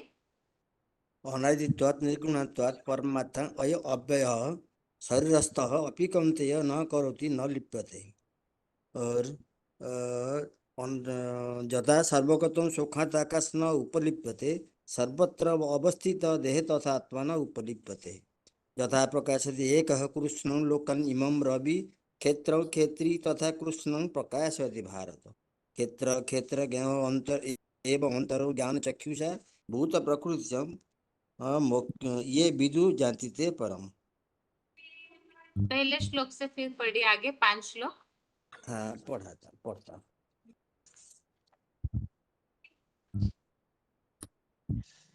इदं सर्व कौन्तेय क्षेत्र इति अभिधीयते एतज्जो व्यतीत प्राहुं क्षेत्रज्ञ इति तद्विधि। क्षेत्रज्ञं च अपि मां विधि सर्वक्षेत्रेषु भारत क्षेत्र क्षेत्रज्ञो ज्ञानं यत् तत् ज्ञानं मतं मम। तत्क्षेत्रं यत् यदुक्तं यत् विकारी यतश्च यत् स च यो यत् प्रभावश्च तत् समासेन मे शृणु। ऋषिभिः बहुधा गीतं छन्दोभिः विविधैः पृथक् ब्रह्मसूत्रैः पदैः चैव हेतुन्दभिः विनिश्चित। महाभूत अहंकार बुद्धि अव्यक्त एव च इंद्रियाणि दशंक च पंच इंद्रिय गोचरा इच्छा द्वेषः सुखम दुखम संघात चेतसा धृति इति एतत् क्षेत्रं समासेन सविकार उदाहृत। 783 आप पढ़िए। अमानित्यम अधवित्तम अहिंसा ख्यातिर आजर्वम आचार्य उपासनम शौचम आत्मा विनिग्रह इंद्रियार्थेषु वैराग्यम अनहंकार एव च जन्म मृत्यु जरा व्याधि दुख दुषानु दर्शनम असक्त अनभिस्वग पुत्र द्वारा गृहादिषु नित्यं च सतचित्तत्वम इष्टानिष्टोपपत्तिषु वै च अनन्य योगेन भक्तिरि अभिव्यचारिण विभक्ति देश सेवितम अरति जनसंसदि आध्यात्म ज्ञान नित्यत्वम तत्व ज्ञानार्थम दर्शनम एतत् ज्ञानमिति प्रोक्तम अज्ञानम एतत् अत अन्यथा ज्ञेयं यत् तत् प्रवक्ष्यामि यत् ज्ञात्वा अमृतम् उच्यते अनादिं परं ब्रह्म न सत् तत् असत् उच्यते। सर्वत परिप्रादं सर्वत अखिशिरोमुखं सर्वत स्मृतिं लोके सर्व आवृत्तिं तिष्ठति सर्व इंद्रिय गुणाभासं सर्व इंद्रिय विवर्जितम् असक्त सर्वभूतेव निर्गुण गुणभुक्तुं च बहिरन्तश्च भूतानाम् अन्तरश्च चरमेव च सूक्ष्मतत् तत् अभिज्ञेयं दूरस्थं च अन्तिके च तत् अभिभक्तं च भूतेषु विभक्तमिव च स्थितं भूर्त भर्तु च तत् ज्ञेयं ग्रसीषु प्रभविष्णु च श्रुतिसामपि तत् ज्योति तमस परमुच्यते ज्ञानं ज्ञेयं ज्ञानं गम्यं हृदि सर्वस्य विष्टितम् इति क्षेत्रं तथा ज्ञानं ज्ञेयं च उक्त समासत मद्भक्त एतत् विज्ञाय मद्भावाय उपपद्यन्ते प्रकृतिं पुरुषं चैव विद्धि अनादि उभोपि विकारांश्च गुणाश्चैव विद्धि प्रकृति संभवान् कार्य कारण कर्तृत्वे हेतु प्रकृतिरुच्यते पुरुष सुख दुःखानां भोक्तृत्वे हेतुरुच्यते पुरुषं प्रकृति स्थितो हि भुक्ते प्रकृति जान गुणा कारण गुण संगस्य सदा सदु अजन्मसु निजन्मसु। 411 उपद्रष्टा अनुमंता च भोक्ता भोक्ता च भर्ता भोक्ता महेश्वर परमात्मा इति च अपि उक्त देहे अस्मिन् पुरुषः परः य एव वेति पुरुषं प्रकृतिं च गुणे सह सर्वथा वर्तमानः अपि न स भूयः अभिजायते। ज्ञानेन आत्मनि पश्यन्ति केचित् आत्मना अन्ये सांख्येन योगेन कर्मयोगेन च अपरे अन्ये तु एव अजानन्तः श्रुता अन्यभ्य उपासते ते अपि एवं अजनंत श्रुतवा मृत्यु श्रुति परायणः यावत् तदात् किंचित सत्व स्थावरम जंगम क्षेत्र क्षेत्रज्ञ संयोगात तत् विधि भरतर्षभ। ठीक है आप रुकिएगा। 6304 पढ़िए। 6304 सांगवाड़ा 1 माउंट आबू। कहाँ से पढ़ने का बहन जी? 27 नंबर श्लोक। 27 13 से 13 का। हाँ जी 27 है ना? हाँ जी अच्छा ठीक ठीक। सम सर्वेषु भूतेषु तिष्ठन्त परमेश्वरं विनश्यन्तस्तु अविनश्यन्त य पश्यति पश्यति सम पश्यं हि सर्वत्र समव्यवस्थित न हिनस्ति आत्मानं तते यति परम गति प्रकृते ये च कर्माणि क्रियकर्माणि सर्वशः ये पश्यति तथा आत्मानं अकर्तां स पश्यति यदा भूत भूत भूतपृत्व गम वम एकस विस्तरम ब्रह्म एकस्तम अनुपश्यति। जी हाँ जी, पढ़िए पढ़िए आगे। हाँ जी, तो अनादित्वम निर्गुणात्मम परमात्मा एवं अव्ययम शरीरस्थ अपि कौन्तेय न करोति न लिप्यते यथा सर्वगतम सोक्षम अकाक्षम उपलिप्यते सर्वत्र अवस्थितम देहे तथा आत्मा न उपलिप्यते यथा प्रकाशयत एव कृत्स्नं लोकम इमं रवि क्षेत्रम क्षेत्री तथा कृत्स्नं प्रकाशयति भारत। क्षेत्र क्षेत्रज्ञ एवं अंतरम ज्ञान चक्षुषा भूत प्रकृति मोक्षम यचवे विदु यान्ति ते परम। ठीक है। हाँ जी 4060 पढ़िए।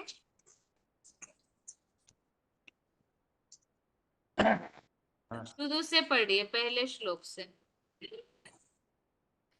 इदं शरीरं कौन्तेय क्षेत्रमित्रे विधीयते एतद् वेत्ति तं प्राहुः क्षेत्रज्ञ इति तद्वितुं क्षेत्रज्ञं चापि मां विधि सर्वक्षेत्रेषु भारत। क्षेत्रज्ञयो ज्ञानं यत् तत् ज्ञानं मत मम क्षेत्रं यच्च यदोकोच यद्विकारी यतश्च यत् स च यो यत् प्रभावस्य तत्समासेन शृणु। ऋषिर्भि बहुधा गीतं छन्दोभिः विविधे पृथक् ब्रह्मसूत्रपदस्यैव हेतुर्मद्विनिश्यते महाभूतान्य अहंकारो बुद्धिर्व्यक्तमेव च इंद्रियाणि दशकं च पश्य च इंद्रियागोचर इच्छा द्वेष सुख दुख संघात चेतना धृति एतत् क्षेत्रं समासेन विकारम उदाहरतम्। कोचिन के भाई पढ़िए अगला श्लोक 7वां। कोचिन पढ़िए अगला श्लोक। 7वां श्लोक से ना हाँ जी। अमानित्वम आदम्बित्वम जो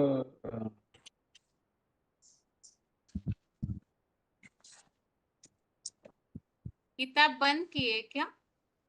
नहीं वो पेज उल्टा हो गया था, एक मिनट। अमानित्वम अदम्भित्वम अहिंसा क्षान्तिरार्जवम् आचार्योपासनं शौचं स्थैर्यमात्म विनिग्रहः इंद्रियार्थेषु वैराग्य मनहंकार एव च जन्म मृत्यु जरा व्याधि दुःख दोषानुदर्शनम् अशक्तिरनभिक्षङ्ग पुत्रदारा गृहादिषु नित्यं च समचित्तत्वम् इष्टानिष्टोपपत्तिषु मयि चानन्ययोगेन भक्तिरव्यभिचारिणि विविक्तदेशसेवित्वम् अरजिर्जनसंसति आध्यात्मज्ञाननित्यत्वं तत्त्वज्ञानार्थदर्शनम् एतत् ज्ञानमिति प्रोक्तम् अज्ञानं यदतोऽन्यथा ज्ञेयं यत्तत् प्रवक्ष्यामि यज्ञात्वा मृतमश्नुते अनादिवत् परब्रह्म न सत्तान्न सदुच्यते सर्वदा पाणिपादं तत् सर्वतोक्षि शिरोमुखं सर्वदा श्रुतिमल्लोके सर्व आवृत्य तिष्ठति सर्वेन्द्रियगुणाभासं सर्वेन्द्रियविवर्जितम् अशक्तं सर्वभृच्चैव निर्गुणं गुणभोक्तृ च बहिरन्तश्च भूतानाम् अजरं चरमेव च सूक्ष्मत्वात् तत् विज्ञेयं दूरस्थं चान्तिके च तत् अविभक्तं च भूतेषु विभक्तमिव च स्थितं बोधभर्तृ च तज्ज्ञेयं ग्रसिष्णु प्रभविष्णु च ज्योतिषामपि तज्ज्योति सत्मसत्परमुच्यते ज्ञानं ज्ञेयं ज्ञानगम्यं हृदि सर्वस्य विष्ठितम् इति क्षेत्रं तथा ज्ञानं ज्ञेयं चोक्तं समासतः मद्भक्त एतत् विज्ञाय मद्भावायोपपद्यते। ठीक है। अगरतला पढ़िए। खत्म दीदी 19 से प्रकृतिं पुरुषं चैव विधि अनादि उभय अपि विकारान् च गुणान् चैव विधि प्रकृति संभवान संभवान कार्यकरं कृतव्ये हेतु प्रकृति उच्यते पुरुष सुख दुःखानां भुक् कृतव्ये हेतु उच्यते पुरुष प्रकृति स्थितो हि भुङ्क्ते प्रकृति जान गुणान् कारणं गुणसंगय अस्य सद्दूनि जन्मसु उपद्रष्टा अनुमन्ता च भोक्ता महेश्वरः परमात्मा न इति च अपि उक्त देहे अस्मिन् पुरुष परः य एवं वेति पुरुषं प्रकृतिं च गुणैः सह सर्वथा वर्तमानः अपि च न शुभय अभिजायते ध्यानेन आत्मनि पश्यन्ति केचित् मानम्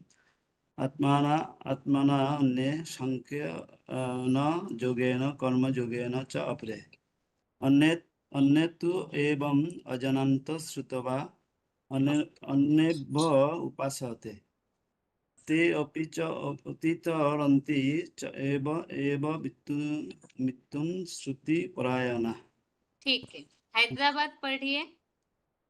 हेलो 26 यावतो संजायते किंचित सत्वं स्थावरजंगमं क्षेत्रज्ञं संयोगात् तद्विद्धि भरतवर्षभः समं सर्वेषु तिष्ठं तं परमेश्वरं भूतेषु छूट गया, विनश्यत्सु फिर से पढ़िए। समं सर्वेषु तिष्ठतं सर्वम सर्वेषु भूतेषु समं सर्वेषु भूतेषु तिष्ठतं परमेश्वरं विनश्यत्सु अविनश्यन्त यः पश्यति समश्यति तमं पश्यनु हि सर्वत्र तमवस्थितम् ईश्वरं न हीनस्ति आत्मानं ततो यति परां गतिं प्रकृतिं पुरुषं चैव विद्धि अनादि उभौ अपि विकाररूच गुणानु चैव विद्धि प्रकृति संभवान् कार्यकरण कर्तृत्वे हेतुः प्रकृतिम् उच्यते पुरुष सुखदुःखं कानां भोक्तृत्वे हेतु उच्यते पुरुषं प्रकृतिस्थो हि भुङ्क्ते प्रकृतिजान् गुणान् कारणं गुणसंग अस्य सदसद्यो निजन्मश उपद्रष्टा अनुमन्ता च भर्ता भोक्ता महेश्वरं परमात्मा इति च अपि आप उक्तं पीछे देहे। का कैसे पढ़ने लगे? बहन जी पढ़िए, हेलो। ठीक है, पढ़िए। उपद्रष्टा अनुमन्ता च भर्ता भोक्ता महेश्वरं परमात्मा इति च अपि उक्तं देहे अस्मिन् पुरुष परः य एवं वेत्ति पुरुषं प्रकृतिं च गुणैः सह सर्वथा वर्तमानः अपि न सबुं यः अभिजायते ध्याने आत्मनि पश्यन्ति केचित् आत्मना अन्य सांख्येन योगाने कर्मयोगेन ठीक है, 24,548 पढ़िए आगे।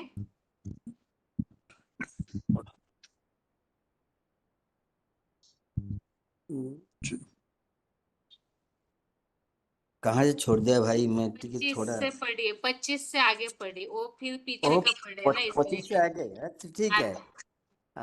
यावत् संजात किंचित सत्व स्थावर जंगम क्षेत्रज्ञ संयोगात् तद्विधि भरतर्षभ सम सर्वसु भूतेषु तिष्ठन्ते परमेश्वर विनश्यस्तु अविनश्यस्तु य पश्यति स पश्यति सम पश्यन् स हि सर्वत्र समवस्थित ईश्वरं न हीनस्त आतनातनं ततो यान्ति परं गति प्रकृति एव च कर्माणि क्रियमाणानि सर्वशः य पश्यति तथा आत्मन अकर्तारं स पश्यति यदा भूतपुक्त पृथक् भावं एकस्थम् अनुपश्यामि तत एव च विस्तरं ब्रह्म सम्पद्यते तथा अनादित्वात् निर्गुणतात् परमात्मा अयम् अव्ययं शरीरस्थः अपि कौन्तेय न करोति न लिप्यते यथा सर्वगतं सुखादाकाश न उपलिप्यते सर्वत्र अवस्थितो तथात्मा न उपलिप्यते यथा प्रकाशते एक कृष्ण लोकम् इमं रवि क्षेत्र क्षेत्री तथा कृष्ण प्रकाशयति भारत क्षेत्र क्षेत्रज्ञं एवं अंतरं ज्ञान चक्षुषा भूत प्रकृति च ये विदुम जानती थे परम।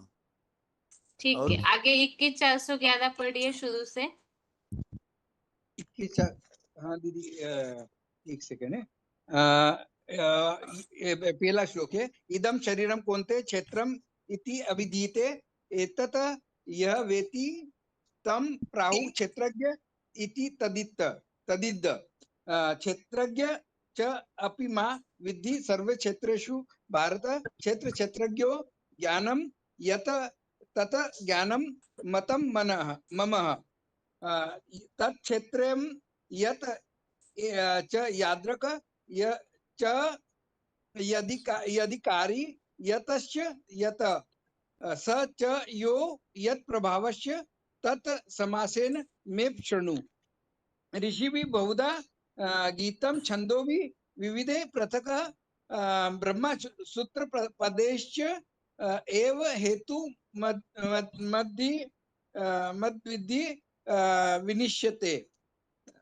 महाभूतानि अहंकारो बुद्धि अव्ययम च एव च इंद्रियाणि दश एकम च पश्य च इंद्रियगोचरा इच्छा देश सुख दुखम संगात चेतना धृति एतत् क्षेत्रम समासेन सविकारम उदाहत।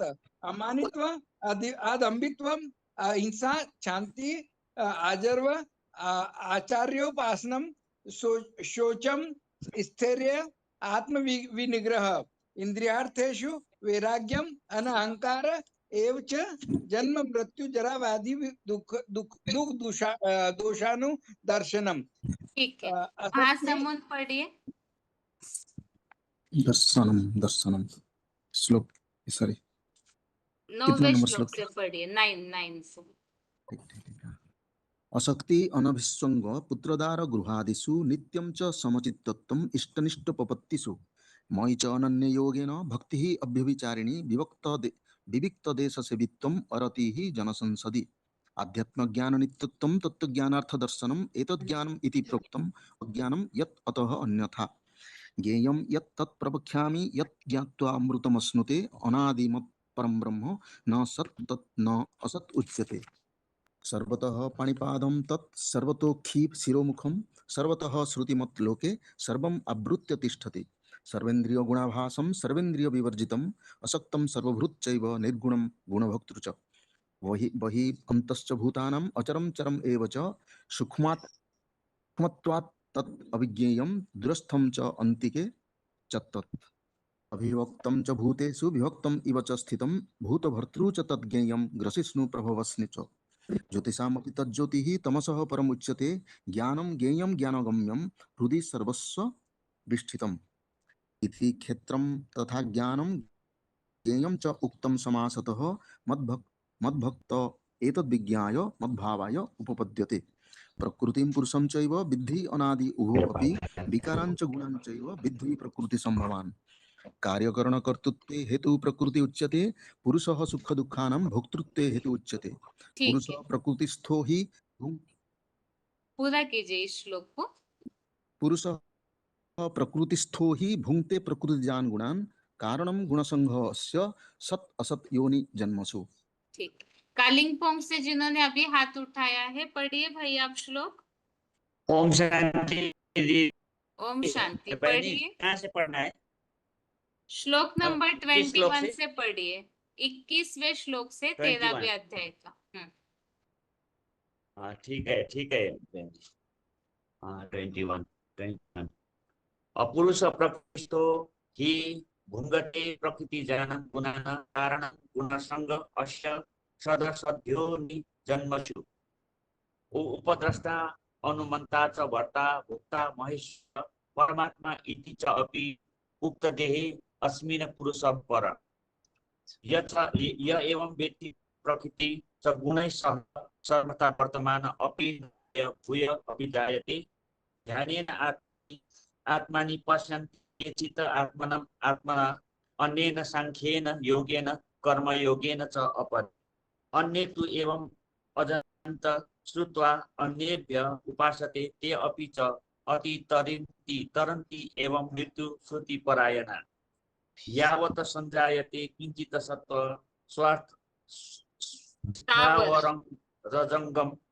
क्षेत्र क्षेत्र संयोगात तत विद्धि भारतवर्ष सम सर्वेषु भूतेषु तिष्ठन् परमेश्वरं विनश्यन्तु अविनश्यन्तं न पश्यन्ति न पश्यति यः पश्यति स पश्यन्ति पश्यति सर्वत्र पश्यति सर्वत्र समवस्थितम् ईश्वरं न हिनस्ति आत्मनं तयो यति परां गति प्रकृत्या एवं च कर्मणि क्रियामानानि सर्वश य पश्याति तथा आत्मनं अकर्तार स पश्यति यदा भूत पृथक् भावम् एकस्थ अनुपश्यन्ति तत एवं च विकारं ब्रह्म संपद्यते तदा अनादित्वान निर्गुतत्वान परमात्मा एव अयम् अव्ययम् शरीरस्थम् अपि कौन्त्य न करोति न लिप्यते यथा सर्वगतं सूक्ष्मात् आकाशं न उपलिप्यते सर्व अवस्थिते देहे तथा आत्मा न उपलिप्यते यथा प्रकाशति एक कृत्स्नं लोकम् इम रवि क्षेत्रं क्षेत्री तथा कृत्स्नं प्रकाशयति भारत क्षेत्र क्षेत्रज्ञो एवं अंतर्ज्ञान चक्षुषा मोक्ष तय बिंदु यान्ति ते परम। ठीक ओम शांति दी। ओम शांति। आगे पढ़िए 4783 शुरू के 15 श्लोक पढ़िए। शरीरं कौन्तेय क्षेत्रमित्य अभिधीयते एतद् व्यतीतं प्राहुः क्षेत्रज्ञ इति तद्विद क्षेत्रज्ञ च अपि मां विद्धि सर्वक्षेत्रेषु भारत क्षेत्र क्षेत्रज्ञं ज्ञानं यत् ज्ञानं मतः मम तत्क्षेत्र यत् च यादृक् यद्विकारी यतश्च यत् सचीयु यत् प्रभावश्च तत् समासेन मे शृणु ऋषिभिः बहुधा गीतं छन्दोभिः विविधे पृथक् ब्रह्मसूत्र पदेश्चैव हेतुमद्धि विनिश्चिते महाभूतानि अहंकारो बुद्धि अव्यक्तमेव च इंद्रियाणि दशम एकं च पंच च इंद्रियगोचरा इच्छा द्वेष सुखं दुःखं संगातश्चेतना धृति एतत् क्षेत्रं समासेनं सविकारम् उदाहृतम् अमानित्यम अधवित्यम अहिंसा ख्यातिराजर्वम् आचार्य उपासनं शौच स्थैर्य आत्मा विनिग्रह इंद्रियार्थेषु वैराग्यम अनहंकार एव च जन्म मृत्यु जरा व्याधि दुःख दुषानुदर्शनम् असक्ति अनभिषग्य पुत्र द्वारा गृहात् विष्णु नित्यं च समचित्तत्वम् इष्टानिष्ट पपत्तिषु मयि च अनन्य युगेन भक्तिर अव्यभिचारिणी विभक्ति देश सहितम् अरति जन संसदि आध्यात्म ज्ञान नित्यत्वं तत्व ज्ञानार्थम दर्शनम एतत् ज्ञानम इति प्रोक्तम अज्ञानम एतत् अन्यथा ज्ञेयम एतत् प्रवक्ष्यामि यत् ज्ञानत अमृतम अश्नुते अनादि मत्परम ब्रह्म न सत् न असत् उच्यते सर्वत प्रणिपादम तत् सर्वत्र अखिशिरो मुखम सर्वत स्मृतिम लोके सर्व आवृत्तम तिष्ठति सर्व इंद्रिय गुणाभासम सर्व इंद्रिय विवर्जितम असक्त सर्वभूतेषु निर्गुण गुणभुक्तं च बहिरन्तश्च भूतानाम अचरम चरमेव च सूक्ष्मात् यत् अभिज्ञं दूरस्थम अन्तिके च तत्। ठीक है महासमुंद पढ़िए 23-107। अविभक्तं च भूतेषु विभक्तमेव च स्थितं भूतभर्तृ च तज्ज्ञं ग्रसिष्णु प्रभविष्णु च ज्योतिषामपि तज्ज्योति तमसः परमुच्यते ज्ञानं ज्ञेयं ज्ञानगम्यं हृदि सर्वस्य विस्थितम् इति क्षेत्रं तथा ज्ञानं ज्ञेयं च उक्तं समापयः मद्भक्त एतत् विज्ञाय मद्भाव उपपद्यते प्रकृतिं पुरुषं चैव विद्धि अनादि उभयोऽपि विकारांच गुणांश्चैव विद्धि प्रकृतिसंभवान् कार्यकरणकर्तृत्वे हेतु प्रकृतिरुच्यते पुरुषः सुखदुःखानां भोक्तृत्वे हेतुः उच्यते पुरुषः प्रकृतिस्थो हि भुङ्क्ते प्रकृतिर्जान् कारणं गुणसङ्गस्य सद्सद्योनि जन्मसु उपद्रष्टानुमन्ता च भर्ता भोक्ता महेश्वरः परमात्मा इति च अपि उक्तः देहे अस्मिन् पुरुषः परः य एवं वेत्ति पुरुषं प्रकृतिं च गुणैः सह सर्वथा वर्तमानोऽपि न स भूयः अभिजायते ध्यानेन आत्मनि पश्यन्ति केचित् आत्मानम् आत्मना अन्ये सांख्येन योगेन कर्मयोगेन चापरे अन्ये तु एवम् अजानन्तः श्रुत्वा अन्येभ्यः उपासते ते अपि च अतितरन्ति एव मृत्यु श्रुतिपरायणाः यावत् ठीक है, आप रुकिएगा। आगे अभी जिन्होंने हेलो बोला था, रोल नंबर बताइए। अभी 22168 हाँ जी, पढ़िए 26 नंबर श्लोक से। यावत् संगायते किंचित् सत्तं स्थावर जंगमं क्षेत्र क्षेत्रज्ञ संयोगात् तत् विद्धि भरतर्षभ समं सर्वेषु भूतेषु तिष्ठन्तं परमेश्वरं विनश्यतु अविनश्यन्तं यः पश्यति स पश्यति समं पश्यन्ति सर्वत्र समवस्थितं ईश्वरं न हिनस्ति आत्मानं ततो याति परं गतिम् प्रकृता एव च कर्माणि क्रियमाणानि सर्वशः यः पश्यति तथा आत्मानं कर्तारं स पश्यति यदा भूत पृथक् भावम् एकस्थं अनुपश्यति ततो एव च विस्तारं ब्रह्म सम्पद्यते तदा अनादितात् निर्गुणतात् परमात्मा अयम् अव्यय शरीरस्थ कोटि पंतय न करोति न लिप्यते यथा सर्वगतं सूक्ष्मात् आकाशं न उपलिप्यते सर्वत्र अवस्थितः देहे तथा आत्मा न उपलिप्यते यथा प्रकाशयति एकः कृष्णं लोकम् इमं रवि क्षेत्रं क्षेत्री तथा कृष्णं प्रकाशयति भारत क्षेत्र क्षेत्रद्वयम् एवं अन्तरं ज्ञानचक्षुषा भूत प्रकृति मोक्षं च ये विदु यान्ति ते परम। ठीक है,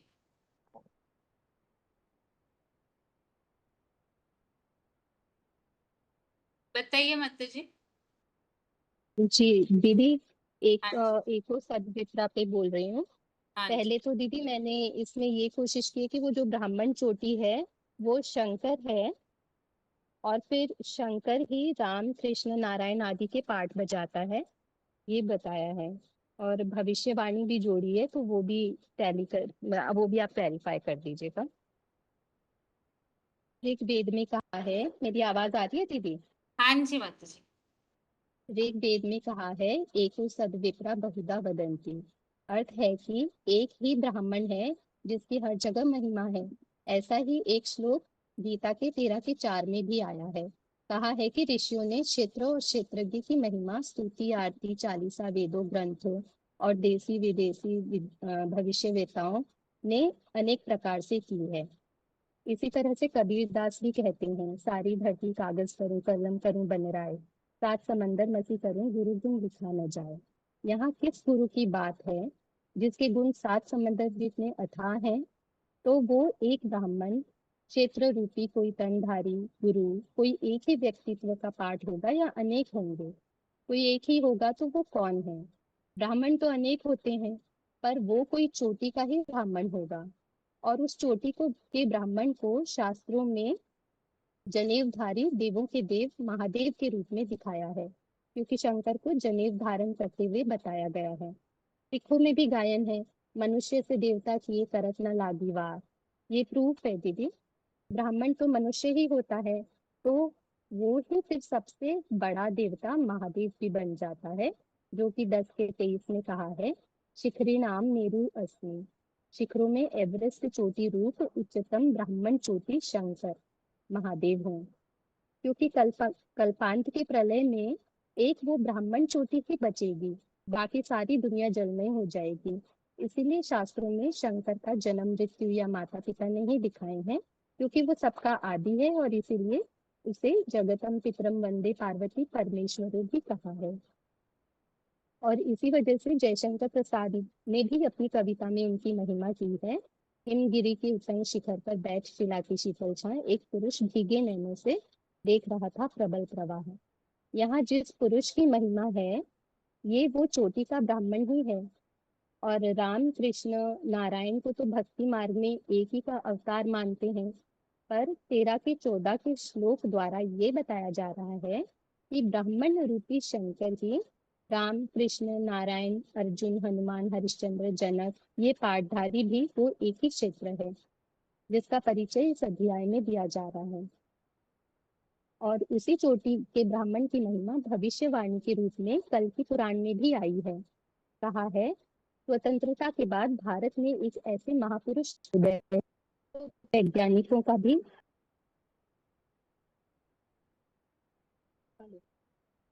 आवाज नहीं आ रहा है माता जी आपका। हेलो, हाँ जी। हाँ दीदी बताइए आवाज आ माता रहा है? जी, आवाज हाँ बीच में वो कट हो गया था, हाँ बताइए। वो एक कॉल आ गया था, इसकी वजह से। स्वतंत्रता के बाद भारत में एक ऐसे महापुरुष का उदय होगा जो वैज्ञानिकों का भी वैज्ञानिक होगा। वह आत्मा परमात्मा के रहस्य को प्रकट करेगा। आत्मज्ञान उसकी देन होगी, उसकी वेशभूषा साधारण होगी, स्वास्थ्य बालकों जैसा, योद्धाओं की तरह साहसी, अश्विनी कुमारों की तरह वीर, युवा व सुंदर, शास्त्रों का प्रकांड पंडित, मानवतावादी होगा। दीदी ये भविष्यवाणी यहाँ ब्राह्मण के साथ इसलिए जोड़ी है क्योंकि उसका एक तो मनुष्यों के जैसा वेश बताया, शास्त्रों का प्रकांड पंडित बताया, वैज्ञानिकों का वैज्ञानिक कहा। तो जो वैज्ञानिक हैं उनका सबसे बड़ा आविष्कार एटम बॉम्ब है, और इस ब्राह्मण ने ही आत्मज्ञान दिया है, उसकी देन है। तो वो अपनी उसका ज्ञान इस साइंस के ऊपर साइलेंस के द्वारा विजय पाने का उपाय बताता है। तो दीदी ये मैं एक्सप्लेन नहीं कर रही हूँ, थोड़ा शॉर्ट में ही बता रही हूँ, इस हिसाब से मैंने इसको इसके साथ जोड़ा है। ठीक है माता जी। जी, राम कैसे बनते हैं वो, जैसे रामचरितमानस में आया है, भ्रुकुटी विलास सृष्टि लय होई, सपने संकट परे की सोई, कि जिनकी बोहों के इशारे से सृष्टि का प्रलय हो जाता है। और दूसरी तरफ शंकर को विनाशकारी बताया है, कालो अस्मि मैं महाकाल हूँ। तो ये एक ही व्यक्तित्व होगा जो विनाश करने में सक्षम है, या अनेक होंगे? एक ही का पाठ है। शंकर को ही खास महाकाल के रूप में पूजा जाता है। वास्तव में शंकर ही राम का भी पाठ बजाने वाली आत्मा है, बस एक ही कथा को अलग अलग रूपों में वर्णन किया हुआ है। उसी प्रकार से राम और शंकर का एक और उदाहरण है कि शिव की बारात में अनेक प्रकार के कोड़ी कुब्जे बैल भूत प्रेत दिखाते हैं, और राम की सेना में वानर दिखाते हैं। तो क्या भगवान को हर बार जानवर ही सहयोग करते हैं, मनुष्य नहीं करते? इसका अर्थ है बंदर बुद्धि अपंग बुद्धि आत्माएं भगवान की सहयोगी बनती हैं, और भगवान बंदर बुद्धि को मंदिर लायक बनाते हैं। ये एक ही पाठधारी की महिमा अलग अलग वर्णन की है, और इस बात का उल्लेख प्रोफेसर किरो ने भी अपनी भविष्यवाणी में किया है। उसकी एक ही लाइन उठाई है दीदी, कि भारत देश में एक ऐसा फरिश्ता आएगा जो हजारों छोटे छोटे लोगों को इकट्ठा करके उनमें इतनी आध्यात्मिक शक्ति भर देगा कि वे लोग बड़े बड़े बुद्धिजीवियों की मान्यता मिथ्या सिद्ध कर देंगे। तो दीदी वो बंदरों को और भूत प्रेतों को छोटे छोटे लोगों से जोड़ा है। 10 का 31 में कहा है, राम शस्त्र भृताम है, माना वो ब्राह्मण रूपी शंकर राम का पाठ भी बजाने वाली आत्मा है। तीसरा है कि वो कृष्ण कैसे है। शंकर के लिए कहा जाता है कि पार्वती को अमर कथा की अमरनाथ की कथा सुनाई, तीजरी की सुनाई। तीजरी का अर्थ है तीसरी आंख, यानी ज्ञान का तीसरा नेत्र, जो शंकर के मस्तक पर भी दिखाते हैं। जिसके पास तीसरा नेत्र होगा वही तो दूसरों को दे भी सकेगा। और कृष्ण को भी दिखाया है कि अर्जुन को गीता का ज्ञान दिया, दिव्य दृष्टि दी, उसका भी अर्थ है तीसरा नेत्र देना।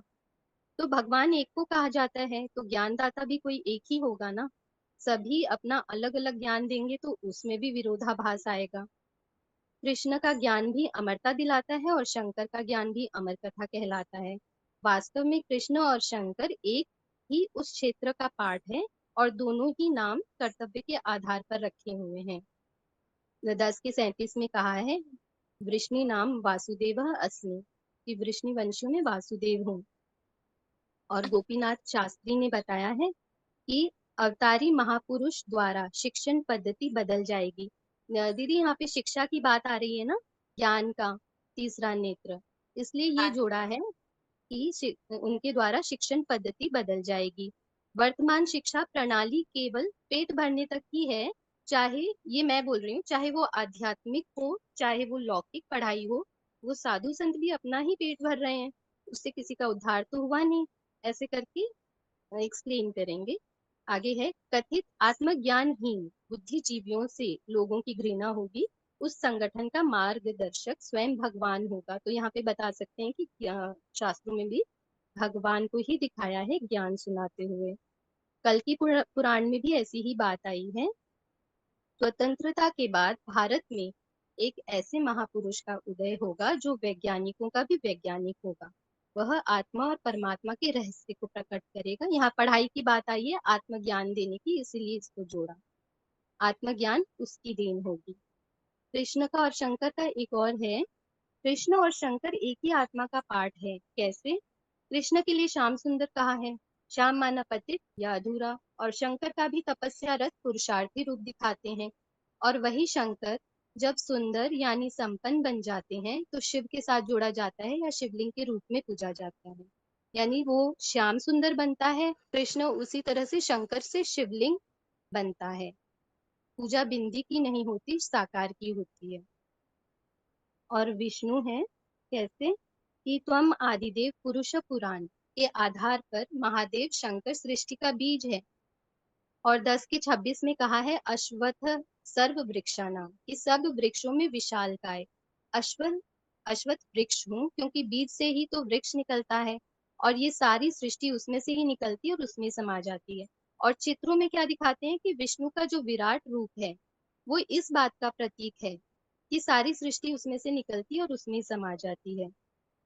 विष्णु का विराट रूप और कोई नहीं, ये ब्राह्मण चोटी का ही पार्ट है। 11 के 13 में कहा है, जगत एकस्थम अपश्यत, जगत को एक में स्थित देखा। जैसे 9 के 4 में अव्यक्त मूर्तिना, माना सारी सृष्टि की उत्पत्ति उससे होती है, जबकि अव्यक्त मूर्तिना शिवलिंग का रूप है, उससे उत्पत्ति होती है और उसी में ही समा जाती है। ये सार रूप का चित्र हुआ। और इसी का विस्तार रूप का चित्र विराट रूप, जिसमें से सारी सृष्टि निकलती और समाती है। यानी वो एक ही होगा जिसमें सारी सृष्टि समाई है, तो वो है शंकर, क्योंकि वो बीज है। और इसके बारे में ग्रेरार्ड क्राइसे हॉलैंड से जो थे, उन्होंने कहा, भारत में एक ऐसे महापुरुष का जन्म हुआ है जो विश्व कल्याण की योजनाएं बनाएगा। माना जो सारे विश्व से जुड़ा हो और जिससे सारा विश्व जुड़ा हो, यानी कि बीज, वो ही विश्व का कल्याण भी कर सकता है। दीदी इसको है ना, अश्वत्थ वृक्ष है ना, तो इसीलिए सारे विश्व को इसके साथ जोड़ा है, इस पॉइंट को। आगे है, वो ब्राह्मण या शंकर ही अर्जुन का भी पाठधारी है। कहा है, आत्मनम रथिम विद्धि शरीरम रत्नेव च, शरीर को रथ कहा है जिसका सारथी भगवान बनता है। माना अर्जुन के तन का आधार लिया। उसी तरह शंकर में जैसे कि भगवान ने अर्जुन का आधार लिया, उसी तरह से शंकर में भी इस बात की निशानी दिखाई देती है, उनके माथे पे तीसरा नेत्र जो शिव के प्रवेश करने की यादगार है। और अर्जन यानी ज्ञान अर्जन करने वाला, उसी तरह शंकर को भी दिखाया जाता है कि उनके मस्तक से गंगा निकली, ज्ञान अर्जन किया, उसका मनन चिंतन मंथन किया, तो वो ज्ञान की गंगा भी उनके मस्तक से निकलती दिखाई देती है। 10 के 37 में कहा है, पांडवा नाम धनंजय, पंडा रूप पांडु का पुत्र, ज्ञान धन जेता अर्जुन हूँ। और भगीरथ का भी पार्ट उन्हीं का ही है कि कैसे कि उसकी तपस्या से गंगा धरती पे आई। भगीरथ का अर्थ है ना भाग्यशाली रथ, जो बाबा बताते हैं वही उठाया। ऐसा रथ जिसमें शिव प्रवेश करता है, जिसका कभी विनाश नहीं होता। तो शंकर के रूप में कालों का काल महाकाल दिखाया जाता है, जिसका कभी विनाश नहीं होता। तो इस हिसाब से शंकर ही भागीरथ का भी पाठधारी है। जो 10 के 31 में कहा है, स्त्रोत्साम अस्मि जानवी, नदियों में पतित पावनी गंगा हूँ। इसके लिए प्रोफेसर किरू ने कहा, भारत का अभ्युदय एक सर्वोच्च शक्ति के रूप में होगा। कठोर संघर्ष और कष्टदायक स्थिति होगी। दीदी यहाँ पे तपस्या की बात आई है ना, उसके बाद ही गंगा धरती पर आती है, उसके बाद उस सारी सृष्टि का कल्याण होता है। इसके लिए ये उठाया, भारत का अभ्युदय, मतलब कि पूरे भारतवर्ष की बात आई है, गंगा से ही उसका उत्थान होता है। सर्वोच्च शक्ति के रूप में होगा, कठोर संघर्ष और कष्टदायक स्थिति होगी, पर एक फरिश्ता आध्यात्मिक शक्ति से बड़े बड़े बुद्धिजीवियों की मान्यता मिथ्या सिद्ध कर देंगे। अब नारायण कैसे है वो? नारायण जो कृष्ण का रूप माना जाता है, वो सांपों की शैया पर लेटा है। उन सांपों का उन पर कोई असर नहीं है। उसी तरह शंकर भी सांप लपेटे दिखाए जाते हैं और उन पर भी उनका कोई असर नहीं होता, और सांप विकारों का प्रतीक है। विकारों को कंट्रोल करने वाला अव्वल नंबर में कोई एक ही होगा, और वो शंकर को दिखाया जाता है कामदेव को भस्म करने के रूप में। तो बाकी विकार स्वतः ही कंट्रोल हो जाते हैं। शंकर का ही पार्ट नारायण का भी है, वो भी तब जब वो सारे विकारों को कंट्रोल करके संपन्न बन जाते हैं। तो क्षीर सागर में सांपों की शैया को कंट्रोल करते हुए दिखाया है, उस पे लेटे हुए दिखाया है। और ये दीदी मैंने मुरली में सुना था, हनुमान कैसे है, वो शंकर हनुमान कैसे है। हनुमान भी शंकर का ही पार्ट है, क्योंकि शंकर ने कामदेव को भस्म किया, और हनुमान को भी दिखाया है कि लंका जो काम क्रोध लोभ मोह अहंकार की यादगार है, उसे आग लगाई। इसके लिए जूल बर्न ने कहा है, संसार के सबसे समर्थ व्यक्ति का अवतरण हो चुका है। उसके अनुयायी एक समर्थ संस्था के रूप में प्रकट होकर सारे विश्व पर अपना प्रभाव जमा लेंगे। असंभव दिखने वाले कार्य को भी वे लोग उस महापुरुष की कृपा से बड़ी सरलता से संपन्न कर लेंगे। दीदी यहाँ पे विकारों को कंट्रोल करने की बात आई है, इसीलिए कहा असंभव दिखने वाले कार्य को कंट्रोल कर लेंगे। लास्ट है जनक कि वो शंकर पाठधारी, जनक पाठधारी भी कैसे बनता है। चोटी के ब्राह्मण यानी शंकर ही जनक का भी पाठ बजाता है। जनक का अर्थ है जन्म करने वाला।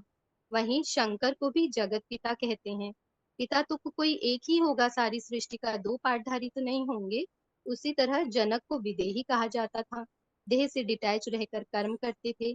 यही चरित्र शंकर का भी देखने में आता है। बातें ये लाइन बाबा की उठाई मैंने, बाबा बातें वही हैं, बस ऋषियों ने अलग अलग रूप में कहानियां बनाई हैं।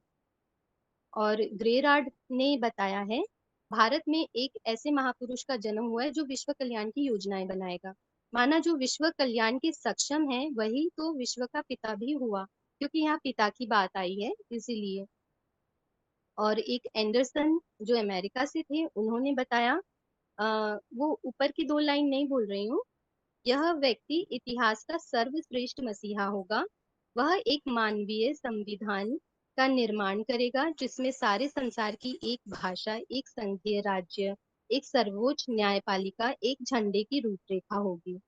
तो ये इसलिए जोड़ा दीदी, क्योंकि एक भाषा, एक राज्य, एक झंडे की रूपरेखा, यानी सारी सृष्टि का एक पिता होगा, तभी तो एक धर्म की स्थापना कर सकेगा, एक मानवीय संविधान की स्थापना कर सकेगा। और एक ही शब्द में उन्हें महेश्वर कहेंगे, यानी सारी सृष्टि का शासन करता, वो भी शंकर है। माना सृष्टि का और महेश्वर शंकर को ही कहा जाता है। जी दीदी। हाँ ठीक है माता जी, अच्छे से ही बनाया है। बस आप एक और इसमें थोड़ा एडिशन कीजिए कि मुरलियों में बाबा ऐसी कुछ कुछ बातें बताते हैं ना। वैसे काफी सारी बातें ली है, लेकिन जैसे आपने VCD नंबर तो इसके साथ नोट नहीं किए होंगे ना, अलग से किए हुए हैं। हाँ, तो धीरे धीरे आप ऐसे सेटिंग करके बना के रखिए, जो भविष्यवाणी हो उसके साथ श्लोक कैसे टैली हो रहा है, और बाबा ने मुरली में इस प्रसंग में जो बातें बोली हुई है। बाकी आपने जो भी बनाया है वो तो ठीक ही लग रहा है, जिस तरह से टैली किया हुआ है। अच्छा दीदी, मेरे पास मुरली नंबर भी लिखे हुए हैं, अगर आप जब चाहें तो मैं बताऊंगी। और दीदी मैंने ये भविष्यवाणियों के भी श्लोक निकाले हैं, जब कभी नेक्स्ट टाइम आप मुझे बताइए, मैं बताऊंगी। और एक और आपने तैयारी दी थी कि सब 13वें अध्याय में से सब टॉपिक्स अलग अलग करके और उसका पूरा एक टॉपिक बनाने की बात आई थी। हाँ हाँ, तो वो होमवर्क भी किया था, तो ठीक है। खाली इन्फॉर्म कर रही हूँ, नेक्स्ट टाइम जब भी। हाँ जी, ठीक है। ठीक। हाँ। आगरा के माता जी, आप अगली बार बताइएगा, अभी वैसे एक ही मिनट बाकी है तो। और अगर कोई इस तरह से तैयारी करते हैं तो जब भी आपका फोन अनम्यूट होगा बताइए कि हमने इस तरह से तैयारी की है, तो उस हिसाब से फिर आपका फोन अनम्यूट किया जाएगा। बाकी आज के लिए गीता क्लास यहाँ ही पूरा करते हैं। ओम शांति।